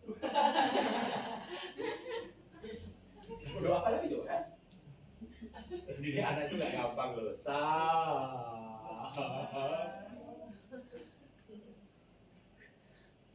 Tuhan, aku kan hamba Tuhan, aku pendeta, nulis buku anak begini, ada maksudnya. Ya waktu itu terjadi kan malu. Ya udah doanya begitu. Mau doa gimana lagi coba? Mempanggil anak, kamu yang begitu, bikin bapak malu. Gak usah diri sendiri, jangan ngomong begitu. Tapi anak berontak. Singkat cerita, ya kita bawa ke konselor. Kenapa dia mau? Karena kita bilang begini. Kita bilangnya begini, kamu tuh bermasalah, ya. Melawan, bandel, psikolog biar kamu sembuh. Gimana? Aku nggak sakit, yang sakit itu mama, tau nggak? Yang gila itu mama, bukan aku. Maka ngajarnya gimana? Kita nggak ngomong begitu. Kevin, papa mama itu nggak paham kamu. Karena nggak paham, itu nggak bisa menyayangi dengan tepat. Gimana? Kita sekeluarga assessment. Jadi kita nggak ngomong begitu, maka anaknya juga ngomong, mama yang gila, enggak dia ngomong begitu. Kalau saya ngomong begitu, dia akan begitu pasti. Kamu tes ya, biar sembuh. Yang gila kamu, bukan aku. Dia akan ngomong begitu, makanya kita tidak ngomong begitu. Kita ngomongnya apa? Kita sekeluarga tes, biar papa mama itu paling gak paham kamu, maka dia mau tes. Yang nomor 3 di SMP, ngajak anak SD mah gampang, TK mah gampang, nurut aja kasih perban berangkat ke tes. Anak SMP gimana mau tes? Gue gak ada masalah, lu yang ada masalah. Jadi akhirnya kita tes keluarga, nah ketahuan. Dulu nomor 2 kan dia nggak mau dipanggil kan orang yang nggak ada mata. Dia ibu apa itu karena akar masalahnya itu istri ibu yang jauh karena lahir terlalu dekat. Makanya begini. Nah nomor 3 begitu bermasalah. Wah jawabannya tuh biasa kaget. Bapak yang jauh. Sampai saya bantah psikolognya, Bu. Ilmu psikologi anak tidak dewasa karena figur ayah tidak ada. Itu aku tahu ilmunya. Peran ayah yang berinteraksi dengan anak itu akan membangun, menyelesaikan kedewasaan psikologis. ilmunya begitu. Karena ilmunya begitu, anak saya memberontak, maka ibu kasih kesimpulan, saya bapak yang jauh. Tapi apa kenyataannya begitu? Jangan pakai ilmu dong Bu. Wawancara dong, faktanya gimana? Kita bisa pura-pura wawancara yang keluar ilmu sebenarnya. Kita punya ilmu akar masalah. Ini sebabnya ini, Ring sebabnya ini. Punya ilmunya. Sebenarnya wawancaranya untuk kamu merasa bisa. Tapi benar bukan itu sebabnya. Karena saya ngerti ilmunya, jadi saya bantah duluan. Bu, kalau betul saya akar masalahnya, anak tuh kecewa. Kecewanya apa? Detail dong kejadiannya. Gitu. Wawancara lagi. Udah satu paket kan? Kayaknya benar, keluar lagi Pak. Ini anak bapak tuh kecewa. Bapak pernah janji lukis bareng dan tidak ditepati. Gitu. Itu wawancara dengan gambar segala macam keluar. Gak pakai hipno, gak apa-apa. Ada orang-orang Pak, saya orang Kristen, saya nggak setuju hipno. Ya nggak setuju nggak apa-apa. Memang ada hipno yang hipnotis, orang disihir, ada hipno yang terapi klinis. Kayak di sini Bu Sita tidak pernah masuk terapi klinis. Tapi kan nggak mau orang Kristen paham itu gitu kan. Kalau saya bilang udah keberadaan aja. Nggak pakai hipno-hipnoan. Pakai gambar bersama wawancara kawan. Jadi anaknya tuh luka hati sama saya karena diajari, saya janji lukis bareng, nggak jadi lukis. Bukan ditempel lagi, bukan di gambar. Bukan di gambar, cuma janji nggak jadi. Dan waktu nggak jadi itu anak saya bilang gini, ya nggak apa-apa, aku tahu apa sih Bu. Anak bapak tuh jawab begitu karena saking hormatnya sama bapak, tapi hatinya terluka. Sampai saya bilang, ya elah, milenial, cuma lulus nggak jadi bareng aja terluka. Saya ini digambar sama bapak, ditendang sama bapak, gak luka-luka. Kita ini generasi yang tabah, ya kan? Kita tempelin, kita tendang, gak luka-luka. Anak sekarang ingkar janji aja, luka, ya elah, gampangnya luka. Tapi kan kita gak bisa bilang sama anak, papa ini, ya aku hidup di zaman sekarang. Keadaan sekarang, lingkungan sekarang, dunia sekarang. Kita gak boleh juga sih, oh jadi banding-banding. Ya jelas aku orang kuat. Ya kan? Tapi dari situ saya tahu, oh aduh terluka ya. Oke, saya buktikan kalau itu sekarang. Kalau betul loh sumbernya itu, saya betulin di situ, harusnya sembuh dong. Ya oke, setelah itu saya mulai deketi anak. Bener, waktu anak saya deketi, dulu, aduh, kayak istri di pro nggak mau nih. Kenapa? Ada memori. Itu pendahuluan. Anak dipeluk, teman, aku punya teman. Aku punya anak SMP. Sekarang kalau kamu tak pegang, nggak mau, ya biasa lah. Anak aja gitu semuanya. Ya kalau biasa saya nggak cari kesembuhan, nggak cari solusi. Kalau bilang biasa nggak cari solusi. Tapi saya nggak biasa. Begitu dekat nih, panjang ceritanya soal gimana deketinya. Ya akhirnya kita bisa sama anak remaja saya, tiga-tiganya ke mall gandengan tangan, minum kopi kadang-kadang satu mangkok atau ngicipin, atau pergi berdua, saya sama istri. Dulu mana mau anak saya pergi sama saya, mesti bertiga loh. Pergi bertiga, itu pun nanti nempel sama istri. Aku dikacangin. Kita sengaja, yuk kita bertiga ke mall. Saya ke mall, nanti kamu bilang aja mau cari apa, habis itu akhirnya kamu matiin. Setelah itu aku udah mengisi anak ini, berdua. Jadi kita nggak bilang ini duit ya. Ya kamu happy, beli apa aja terserah. Kamu mau apa-apa dulu di tempat kita bisa ya. Itu bukan interaksi. Waktu saya harus kembali pulih dengan anak ini, saya harus didampingi dia. Berdua nggak mau, ya kita bertiga. Supaya nanti berdua, istri kabur duluan, kita berdua, aduh gak mau bersama anak. Kalau lagi ada masalah ya, kita tuh bisa kemana pergi merayakan Natal. Malam sunyi senyap. Anda pergi berdua, gak bicara apa-apa. Mau ya aku jawabnya oke. Berdua tapi gak tahu mau ngomong apa. Apa kamu menderita coba? Kita ngomong berkalimat-kalimat, dia jawab ya, oke, selesai. Bahkan yang sangat sempat hampir marah tuh. Ketika kita bisa mulai pergi berdua, saya setir dia di belakang. Waduh, saya pikir ini sopir apa gitu. Tapi saya enggak. Ini kesalahan kamu. Kamu bapak yang jauh. Maka dia sudah jauh dengan kamu. Udah nikmatin aja. Tuhan kan sama bayar. Udah sekali. Kalau nggak gampang deketin. Kalau di mall berdua, istri menghilang lagi. Emang begitu caranya supaya kita berusaha sama dia. Dia masuk toko, keluar toko, kita dampingin aja. Namanya perempuan. Aduh, pegang baju, pindah toko, pegang lagi. Balik lagi ke toko yang pertama lagi, pegang lagi. Kita bisa buka darah pas sama perempuan. Perempuan tuh kakinya luar biasa kuatnya. Saya treatment, saya lari Pak. Perempuan tuh kalau Anda ikuti masuk ke mall, nggak ada capeknya sama dia. Kaki kita kalah. Jadi pegang baju. Saya ingat benar pesan psikolog waktu itu Ibu Haryanti. Kalau engkau emosi, gunakan emosi itu untuk kebaikan. Jangan marah. Bangun relasi itu kebaikan.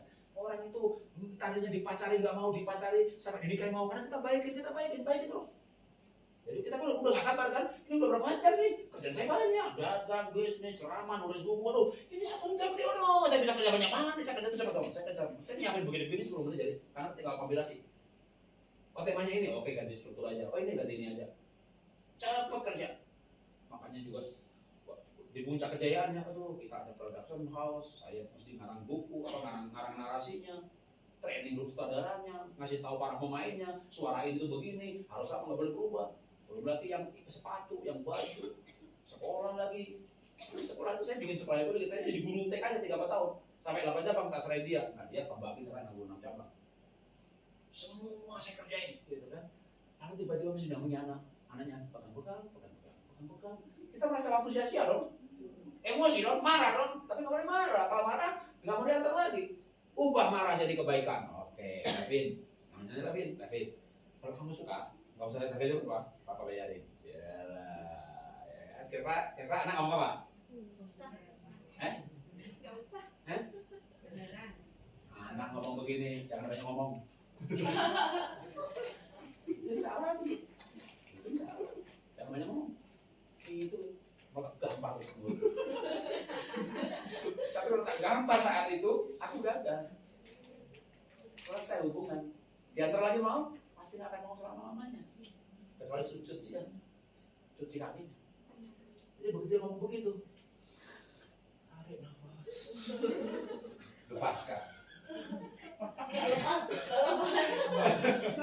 Mendidik anak itu harus sabar.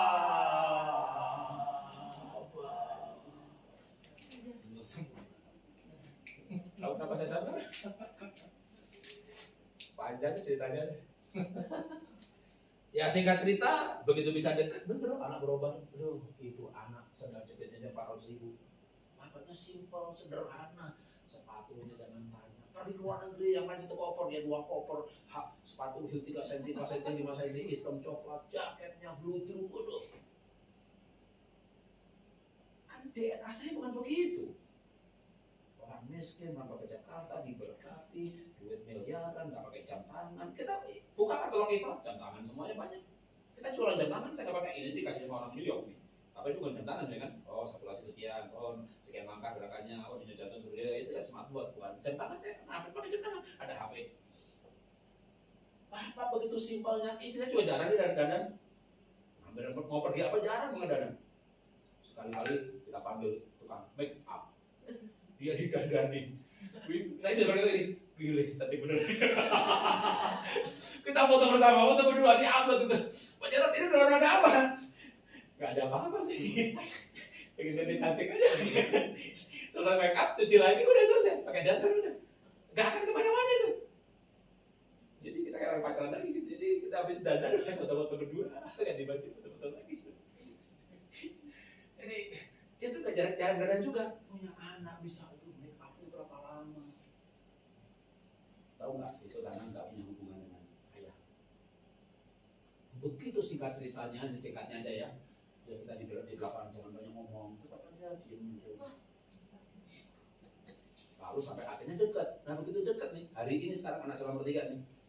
Ada pergi seminggu 2 minggu ke Bali, tas ransel, sandal jepit, celana jeans, robek-robek dikit, kaos oblong berangkat. Nggak ada baju mewah lagi, nggak ada sandal mahal lagi, nggak ada heel 2, heel 3, heel nggak ada. Udah. Simple life, happy life, diving, panjat tebing. Nggak tahu udah berapa bulan mungkin nggak ke mall. Ke gunung cari air terjun. Tiba-tiba DNA saya hidup dalam dirinya. Nah kalau saya bilang DNA gitu ya, Pak Saiful bilang itu roh, tidak salah, itu keyakinan. Lagi saya bilang saya menghormati beliau, tetap bersahabat, tetap bikin camp bareng, tapi saya punya keyakinan sendiri, gitu kan. Itu adalah data yang ada dalam DNA. Tetap itu sebuah DNA, dalam arti DNA itu adalah bentuknya itu sebenarnya protein, gitu ya. Yang adalah pasti fisik. Namanya fisik itu roh, jiwa, tubuh itu tubuh. Gitu. Tapi ketika nanti dia ketemu sperma nyambung, nah Tuhan kasih nafas lalu hidup. Tapi tetap itu DNA. Apakah DNA itu nggak rusak. Makanya biasanya kayak orang rambut aja bisa dites DNA. Kalau itu benda mati. Ya, kalau keyakinan saya, gitu ya. Walaupun masalah siklus ya benar juga. Ya. Kencingnya dinosaurus mungkin kita minum juga. Ya, tapi buat tadi nyawanya dinosaurus. Ya, kalau pemahaman saya, ya. Tapi menghidupkan DNA kita itu lewat pengasuhan. Jadi waktu anak kita asuh, ada relasinya positif, maka hidup. Relasinya negatif, malah reject. Jadi satu perlunya parenting ayah dan ibu. Nah karena akar masalahnya itu begitu diselesaikan, ya beres gitu ya. Nah ini cerita anak nomor 2 ya sebenarnya. Pentingnya cita-cita, tapi pada anak tadi ya begitu dikasih ranking 15 besar, 12 besar, singkat cerita 2009, yang tadinya gamer hampir nggak naik kelas. Dia kelas 2 SMP, istri bilang begini, Ben kamu ikut ASEAN Scholarship, ikut tes. Karena aku baru kelas 2 SMP, itu biasanya kan buat kelas 3. Ya, kamu ikut sekarang, siapa tahu boleh ikut. Gagal nggak apa-apa, jadi tahu soalnya. Kalau depan ikut lagi, pasti menang. Ya ikut, menang sekarang juga. Melawan kelas 3 SMP, sekolah unggulan orang-orang pintar di Jakarta, dia masih kelas 2 tes, dan diambil 4 dari Jakarta, masuk juga. Sampai di Singapura, dalam waktu 4 tahun, rata-rata nilainya 98,6. Ah udah, dia punya tiket tuh. Seperti cita-citanya kan dia mau jadi, waktu dia hampir naik kelas, kita udah bisa ngobrol, udah deket, ya, 25 besar, akhirnya kamu pengen jadi apa sih? Pengen jadi gamer. Banyak orang tua kan nggak setuju anaknya gamer. Saya ambil nafas dulu.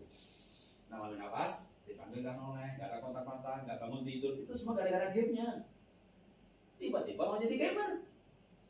Jangan marah, ketik di Google penghasilan gamer, enter. Tertinggi, Pak. Oh, bisa 5 miliar sehari, Pak. Kalah yang lain-lain tuh.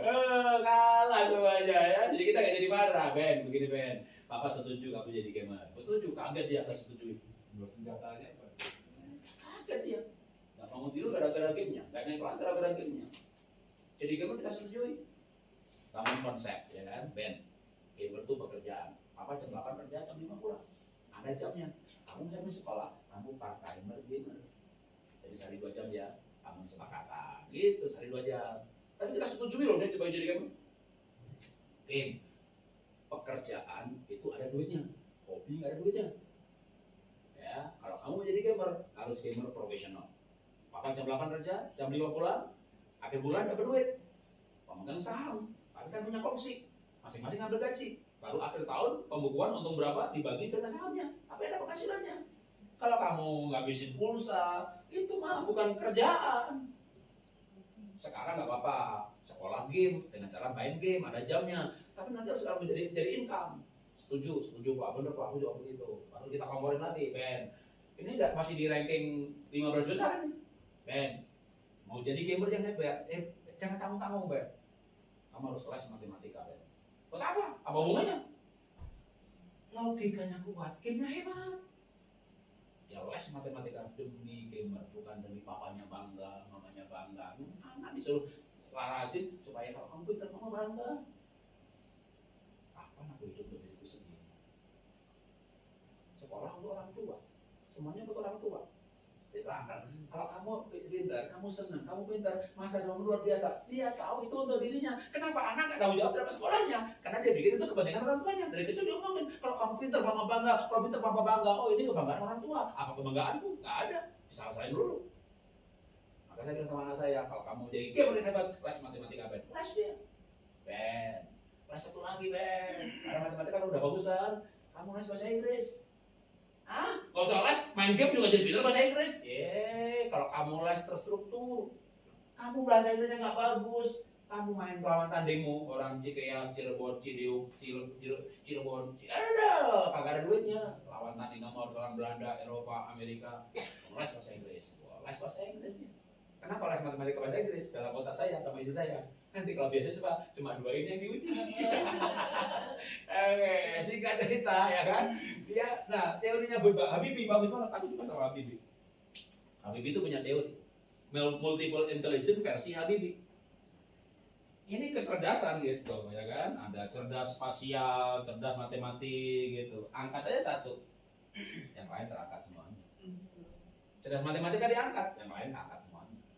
Jadi anak saya akhirnya ya jadi pinter. Oke, setelah dia pinter, dapat beasiswa beneran, ya kan? Terus akhirnya dia ke Singapura, dapat nilai ini, tiket tuh. MIT Amerika beasiswa. Pak, aku assessment, oh di sini nggak ada tulisannya ya, di slide yang lain. Diriku ISTP. ME ya. Jadi kalau saya ENFP, kalau saya ENFP, istri ISTJ, anak pertama INFP, anak kedua laki-laki ini adalah ISTP. Kalau mau pakai personality, MBTI, assessment kepribadian. Kalau pakai temperamen dasar dia pragmatik. Berdasarkan kepribadianku, Pak, aku ini cocoknya bukan gamer. Cocoknya R&D, Research Development. Atau kalau enggak IT. Aku nggak jadi ngambil jurusan game ya Pak ya. Kalau aku ngambil jurusan mechanical engineering gimana? Itu maksud Papa dari dulu. Papa gak suka kamu jadi gamer. Tapi kalau Papa marahin dari dulu, kamu gak suka sama Papa. Kamu pinter, dapat beasiswa. Dari pinter, knowledge itu kan wisdom, udah otomatis dah. Jadi pinter akan bijak sendiri. Dia tahu siapa dirinya. Kita bawa aja kenal tahu siapa dirinya. Kamu anak Tuhan, kamu tipenya ini, tipe ini tuh bahagia. Kamu jadi gamer pasti bisa. Manusia tuh hebat kok. Tapi kamu bahagia apa tidak? Makanya dia tahu siapa dirinya. Anak-anak zaman sekarang mah pinter-pinter. Dulu tes sendiri. Aku tahu sekarang gue Pak. Aku pikir-pikir gitu ya. Aku nanti game tuh hobi aja kok, bukan pekerjaan. Jadi sampai sekarang dia masih hobinya sebagai game. Gak berhenti game. Tapi jangan sampai game itu addictive gitu kan, nggak makan, nggak minum, nggak sekolah, nggak minum, kalau makanan nggak loh. Ada anak-anak gamer itu kalau makannya nggak diantar ke orang tuanya nggak makan juga, game terus. Waduh berhenti Pak, anak saya udah 5 bulan nggak mandi. Nah, berarti nggak sekolah dong? Udah berhenti Pak tahun lalu, main game terus, rambutnya kontrol, udah nggak mandi loh. Bu, maaf ya Bu ya, saya ngomong kasar ya Bu ya. Enakan piara binatang dong Bu, piara anak yang gamer. Ibunya nggak marah. Saya bilang gitu nggak marah. Pak, kalimat Bapak pas. Aku punya anjing Pak. Suamiku meninggal Pak. Emang sejak itu anak saya jadi kayak kehilangan figur. Aku juga kurang perhatian dan salahku. Tapi aku punya anjing Pak. Aku nih wanita udah tua, jaga toko sendirian, angkat barang anakku tuh main game terus, nggak bantu saya. Aku punya anjing Pak. Pagi-pagi nemenin aku jalan. Anakku nggak pengen nemenin aku. Bener Bapak bilang, aku piara anjing gue lebih berarti untuk saya daripada anak. Aku saya dengar orang main game sampai kayak begitu. Kasihan anaknya, kasihan orang tuanya. Kalau udah addictive atau kacau banget. Tetap tidak kata terlambat untuk perbaikan gitu ya. Tapi memang kesalahannya kan memang udah sistemik kan. Makanya kalau dalam soul healing and miracle nomor 1 soul, nomor 2 itu kan systemic family system. Keluarga udah jadi sistem turun temurun. Pokoknya mulai dari saya generasi baru, orang tua saya nggak benar segala macam, kutuk berarti di saya. Dalam Tuhan kita ciptaan baru, yang lama berlalu, bahkan saya yang lama saya nggak mau tahu. Bahkan mungkin seandainya karma dan reinkarnasi benar ya, seandainya benar. Kenapa? Karena bilang seandainya benar. Saya nggak ngomong yang Islam yang lain-lain, Kristen aja. Kristen itu ada banyak aliran. Dari Santo Petrus, Rasul Petrus, murid Tuhan Yesus yang bernama Petrus, itulah Kristen yang ada di Roma. Lalu ada di Turki, Bizantium, Konstantinopel, ada jadi Turki, itulah lahir Roma Katolik. Sampai abad 13-an muncullah Protestan, itu satu induk tuh. Tapi ada Rasul Petrus yang lari ke Asia. Ada Rasul Thomas yang lari ke Asia. Ini terlepas dari, karena zaman dulu nggak ada komunikasi. Jadi waktu abad tahun 324, Alkitab dikanonkan, itu si alirannya Thomas ini nggak hadir. Singkat cerita, saya ketemu ketua Sinodenya yang ada di Indonesia, pakai nama Romo, bukan pendeta. Saya kasih buku reinkarnasi, kaget saya kaget ya. Tapi itu kalau dalam Kristen mungkin 5% dari muka bumi ini ya semuanya nggak setuju. Cuma sayang itu buku saya downloadnya di HP saya ganti HP, aduh, nama kontaknya udah hilang lagi gitu. Jadi sekali lagi itu tetap pro dan kontra. Kalau saya memilih untuk tidak percaya, bukan saya tidak belajar reinkarnasi. Saya belajar, saya dalami, tapi saya mengambil keputusan tidak percaya. Ya, Jadi kita boleh dengar. Kalau berbeda pun saya nggak bermusuhan, enggak. Ya, nggak bisa mengambil. Nah, bahkan di Kristen pun ada pelajaran itu. Tapi bagi saya, aplikasinya adalah saya ini ciptaan baru, yang lama itu udah berlalu. Untuk membetulkan masa depan, saya nggak butuh masa lalu. Kalau begitu. Yang penting di saya ini udah berhenti, kutuk sudah lepas. Saya minta ampun dosa saya berhubungan dengan Tuhan, roh saya baru, ciptaan baru. Mau orang tua saya itu 7 turunan ke atas, perbuatannya apa saja tidak mempengaruhi anak saya. Tidak mempengaruhi anak saya. Karena Abraham, saya berjumpa dengan Tuhan, Tuhan bersumpah kepada Abraham, aku berkati anakmu, cucumu, keturunanmu. Tuhan bilang sama Ishak, aku berkati kamu karena Abraham anak ayahmu. Dia bilang sama Yakub, aku berkati kamu karena Ishak anak Abraham, tapi berhenti di Abraham. Bapaknya hanya berhala. Jadi waktu kita itu dalam Tuhan, kita bikin terah baru, kita bikin generasi baru. Makanya Alkitab kata apa? Orang yang takut anak Tuhan, anak cucunya perkasa di bumi. Itulah kenapa saya berhenti di saya aja. Sekalipun dalam Kristen pun ada pro dan kontra, ada pelajaran itu. Seandainya itu benar pun nggak mempengaruhi hidup saya. Nggak mempengaruhi. Hidup saya hidup sekarang ini, bukan di masa lalu. Sekarang saya udah bebas, dimerdekakan. Saya anak Tuhan, saya hamba Tuhan. Roh Tuhan ada dalam saya. Dan kalau saya anak Tuhan, roh anak Tuhan, maka anak saya sekarang ini adalah anak saya. Karena kutuk saya udah diputuskan. Dalam Kristus tebus, habis. Orang tua ke atas berhenti di saya kutuknya. Berkatnya bisa terus, kutuknya berhenti. Anak saya nggak akan dapat kutuk dari kakek saya. Nggak akan. Kenapa? Dalam Kristus kita ciptaan baru. Dalam Tuhan kita ciptaan baru. Anda percaya Tuhan, Anda ciptaan baru. Roh Anda sembuh, roh Anda baru. Anak turun kita perkasa di bumi. Walaupun memang harus ada dari parenting, pengasuhan, tapi secara berkat anak kita diberkati. Jadi kita bikin jalur baru, gitu ya, namanya generasi baru. Nah, oke, terakhir jam berapa? Udah lewat. Lewat. Oke, tutup segera ya. Ajar anak menemukan dirinya dan keunikannya setelah dia menemukan Tuhan dalam hidupnya, ya. Oke, menemukan kecerdasan anak, oke, lewatin saja, berhasil, baru setelah itu lingkungan, nggak penting-penting banget, lingkungan itu penting, tapi ya oke lah, biarin gitu ya. Saya juga nulis buku yang judulnya, kalau tadi anak cerdas, ini ada buku namanya Ayah Baik, Ibu Baik. Ini adalah sebenarnya MPD saya, magister saya. Bentar. Skripsi, tesis, disertasi, tesis saya adalah pengaruh gadget pada kecerdasan dan kemampuan anak, ya. Pengaruh gadget, pola asuh terhadap, jadi dua X 3Y, ya. Maka memang mempengaruhi, tapi solusinya adalah mengenai ayah baik, ibu baik, gitu ya.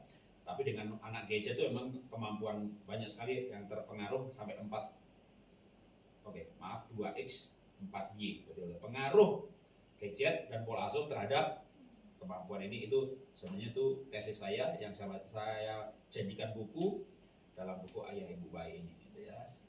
Karena waktu, kapan-kapan kita bisa lanjutkan. Yang pasti juga mendidik anak itu sama, hati gembira obat yang manjur. Kalau kita bikin anak kita gembira, dia pintar.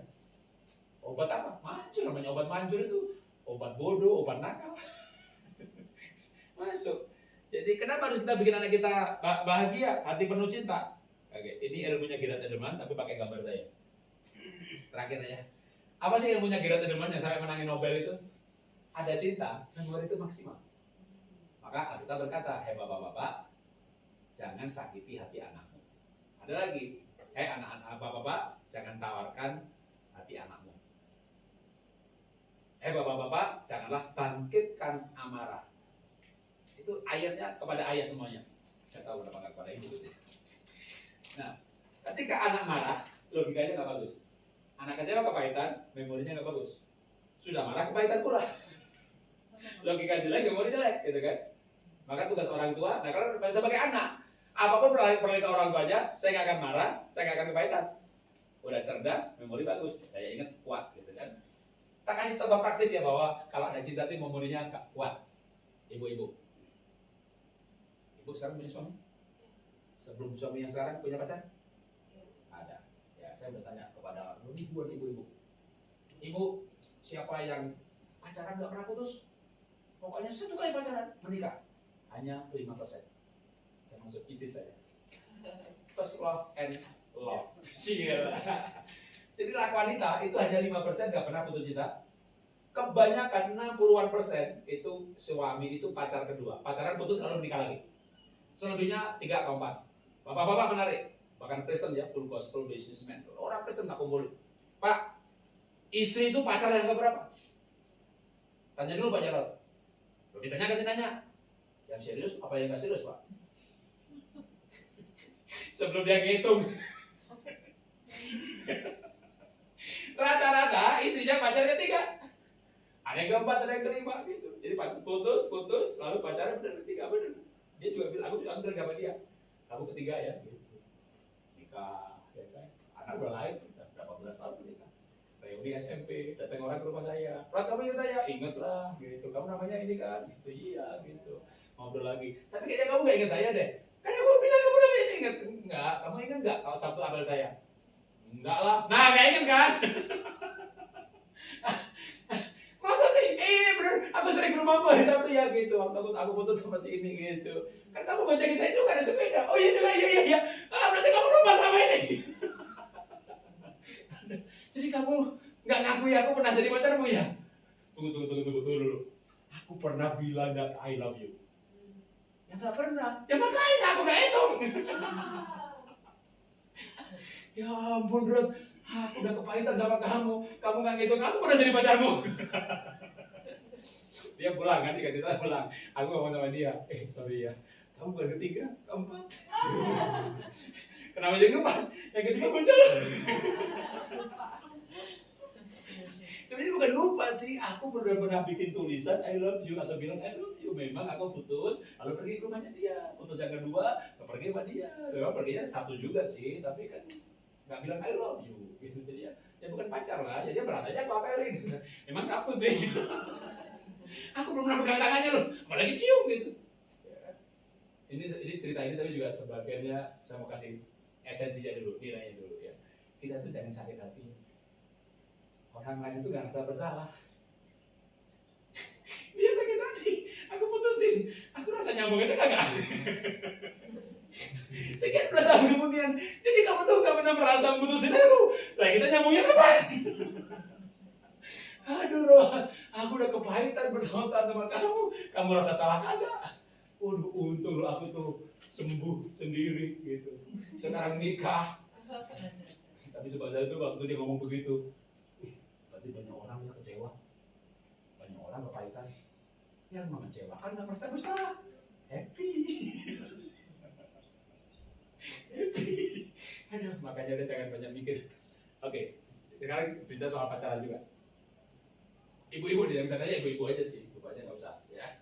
Suami itu pacar kedua, pacar ketiga terserah. Tapi ingat nggak Bu, ibu dicium pertama kali oleh pacar yang pertama itu di mana? Nggak usah dijawab, udah dalam hati aja. Nanti yang lain tahu. Ibu ingat nggak dicium oleh pacar pertama? Ya, itu saya dulu tertulis tanpa nama dikumpulin, banyak yang ingat.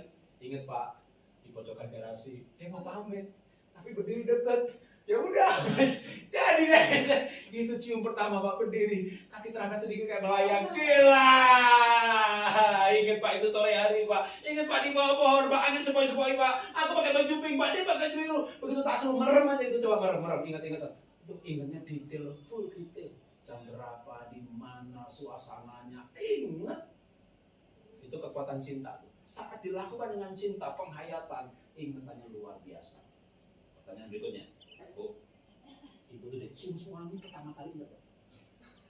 Ketawa malah ya kan? Ribuan ibu-ibu saya coba ketawa sama ibu. Kenapa nggak ingat?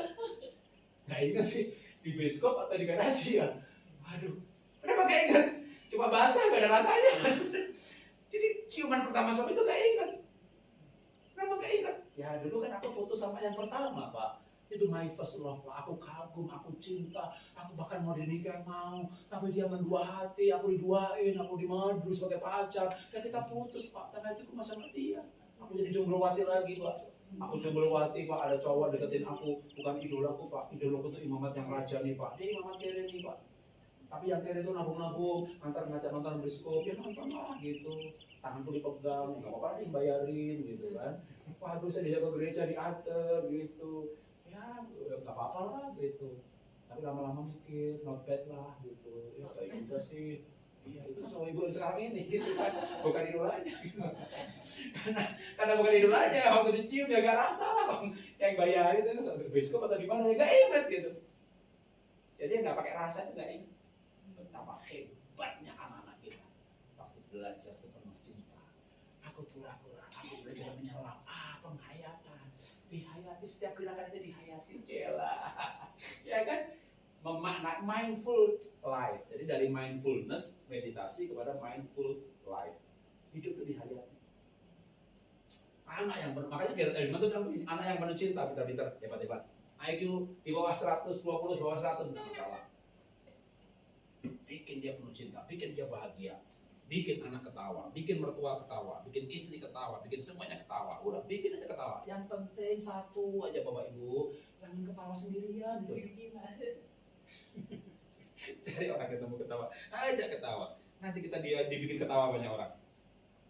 Kita tabur ketawa, kita tuai ketawa. Oke, yang lainnya nggak usah jajalkan. Ini multiple intelligence, memang ini materinya terlalu panjang. Sebuah materi mengenai bagaimana bikin anak pandai gitu ya. Termasuk orang super bijak pada zaman itu siapa? Daniel.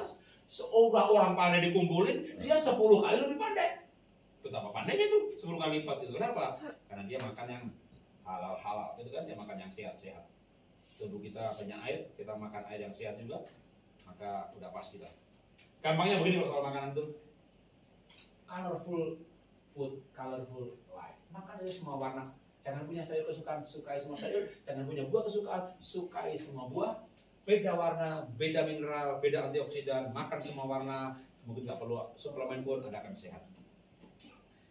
Kalau kita makannya sehat, karena otak itu sebenarnya terdiri dari kumpulan lemak. Ya, lemak yang kita makan sehat, transfer energi, transfer data, semuanya lancar. Apalagi untuk transfer data itu butuh elektrolit, yaitu mineral. Mineralnya bagus juga, udah, pokoknya gampangnya udah makan sehat aja. Nanti bukan cuma sehat ya, pandai. Kan Daniel pandainya 10 kali lipat. Dan apa yang dikatakan? Karena Tuhan sentuh otaknya jadi sehat, ya nggak ada ayatnya. Kita berkata Daniel makan sehat, orang jadi pintar gitu. Jadi, tapi memang ya Tuhan sentuh lewat makanan itu. Jadi kita perlu makan sehat, perlu olahraga supaya kita sehat dan bahagia. Oke, kita selesai. Oke, semangat. Selamat makan siang, istirahat.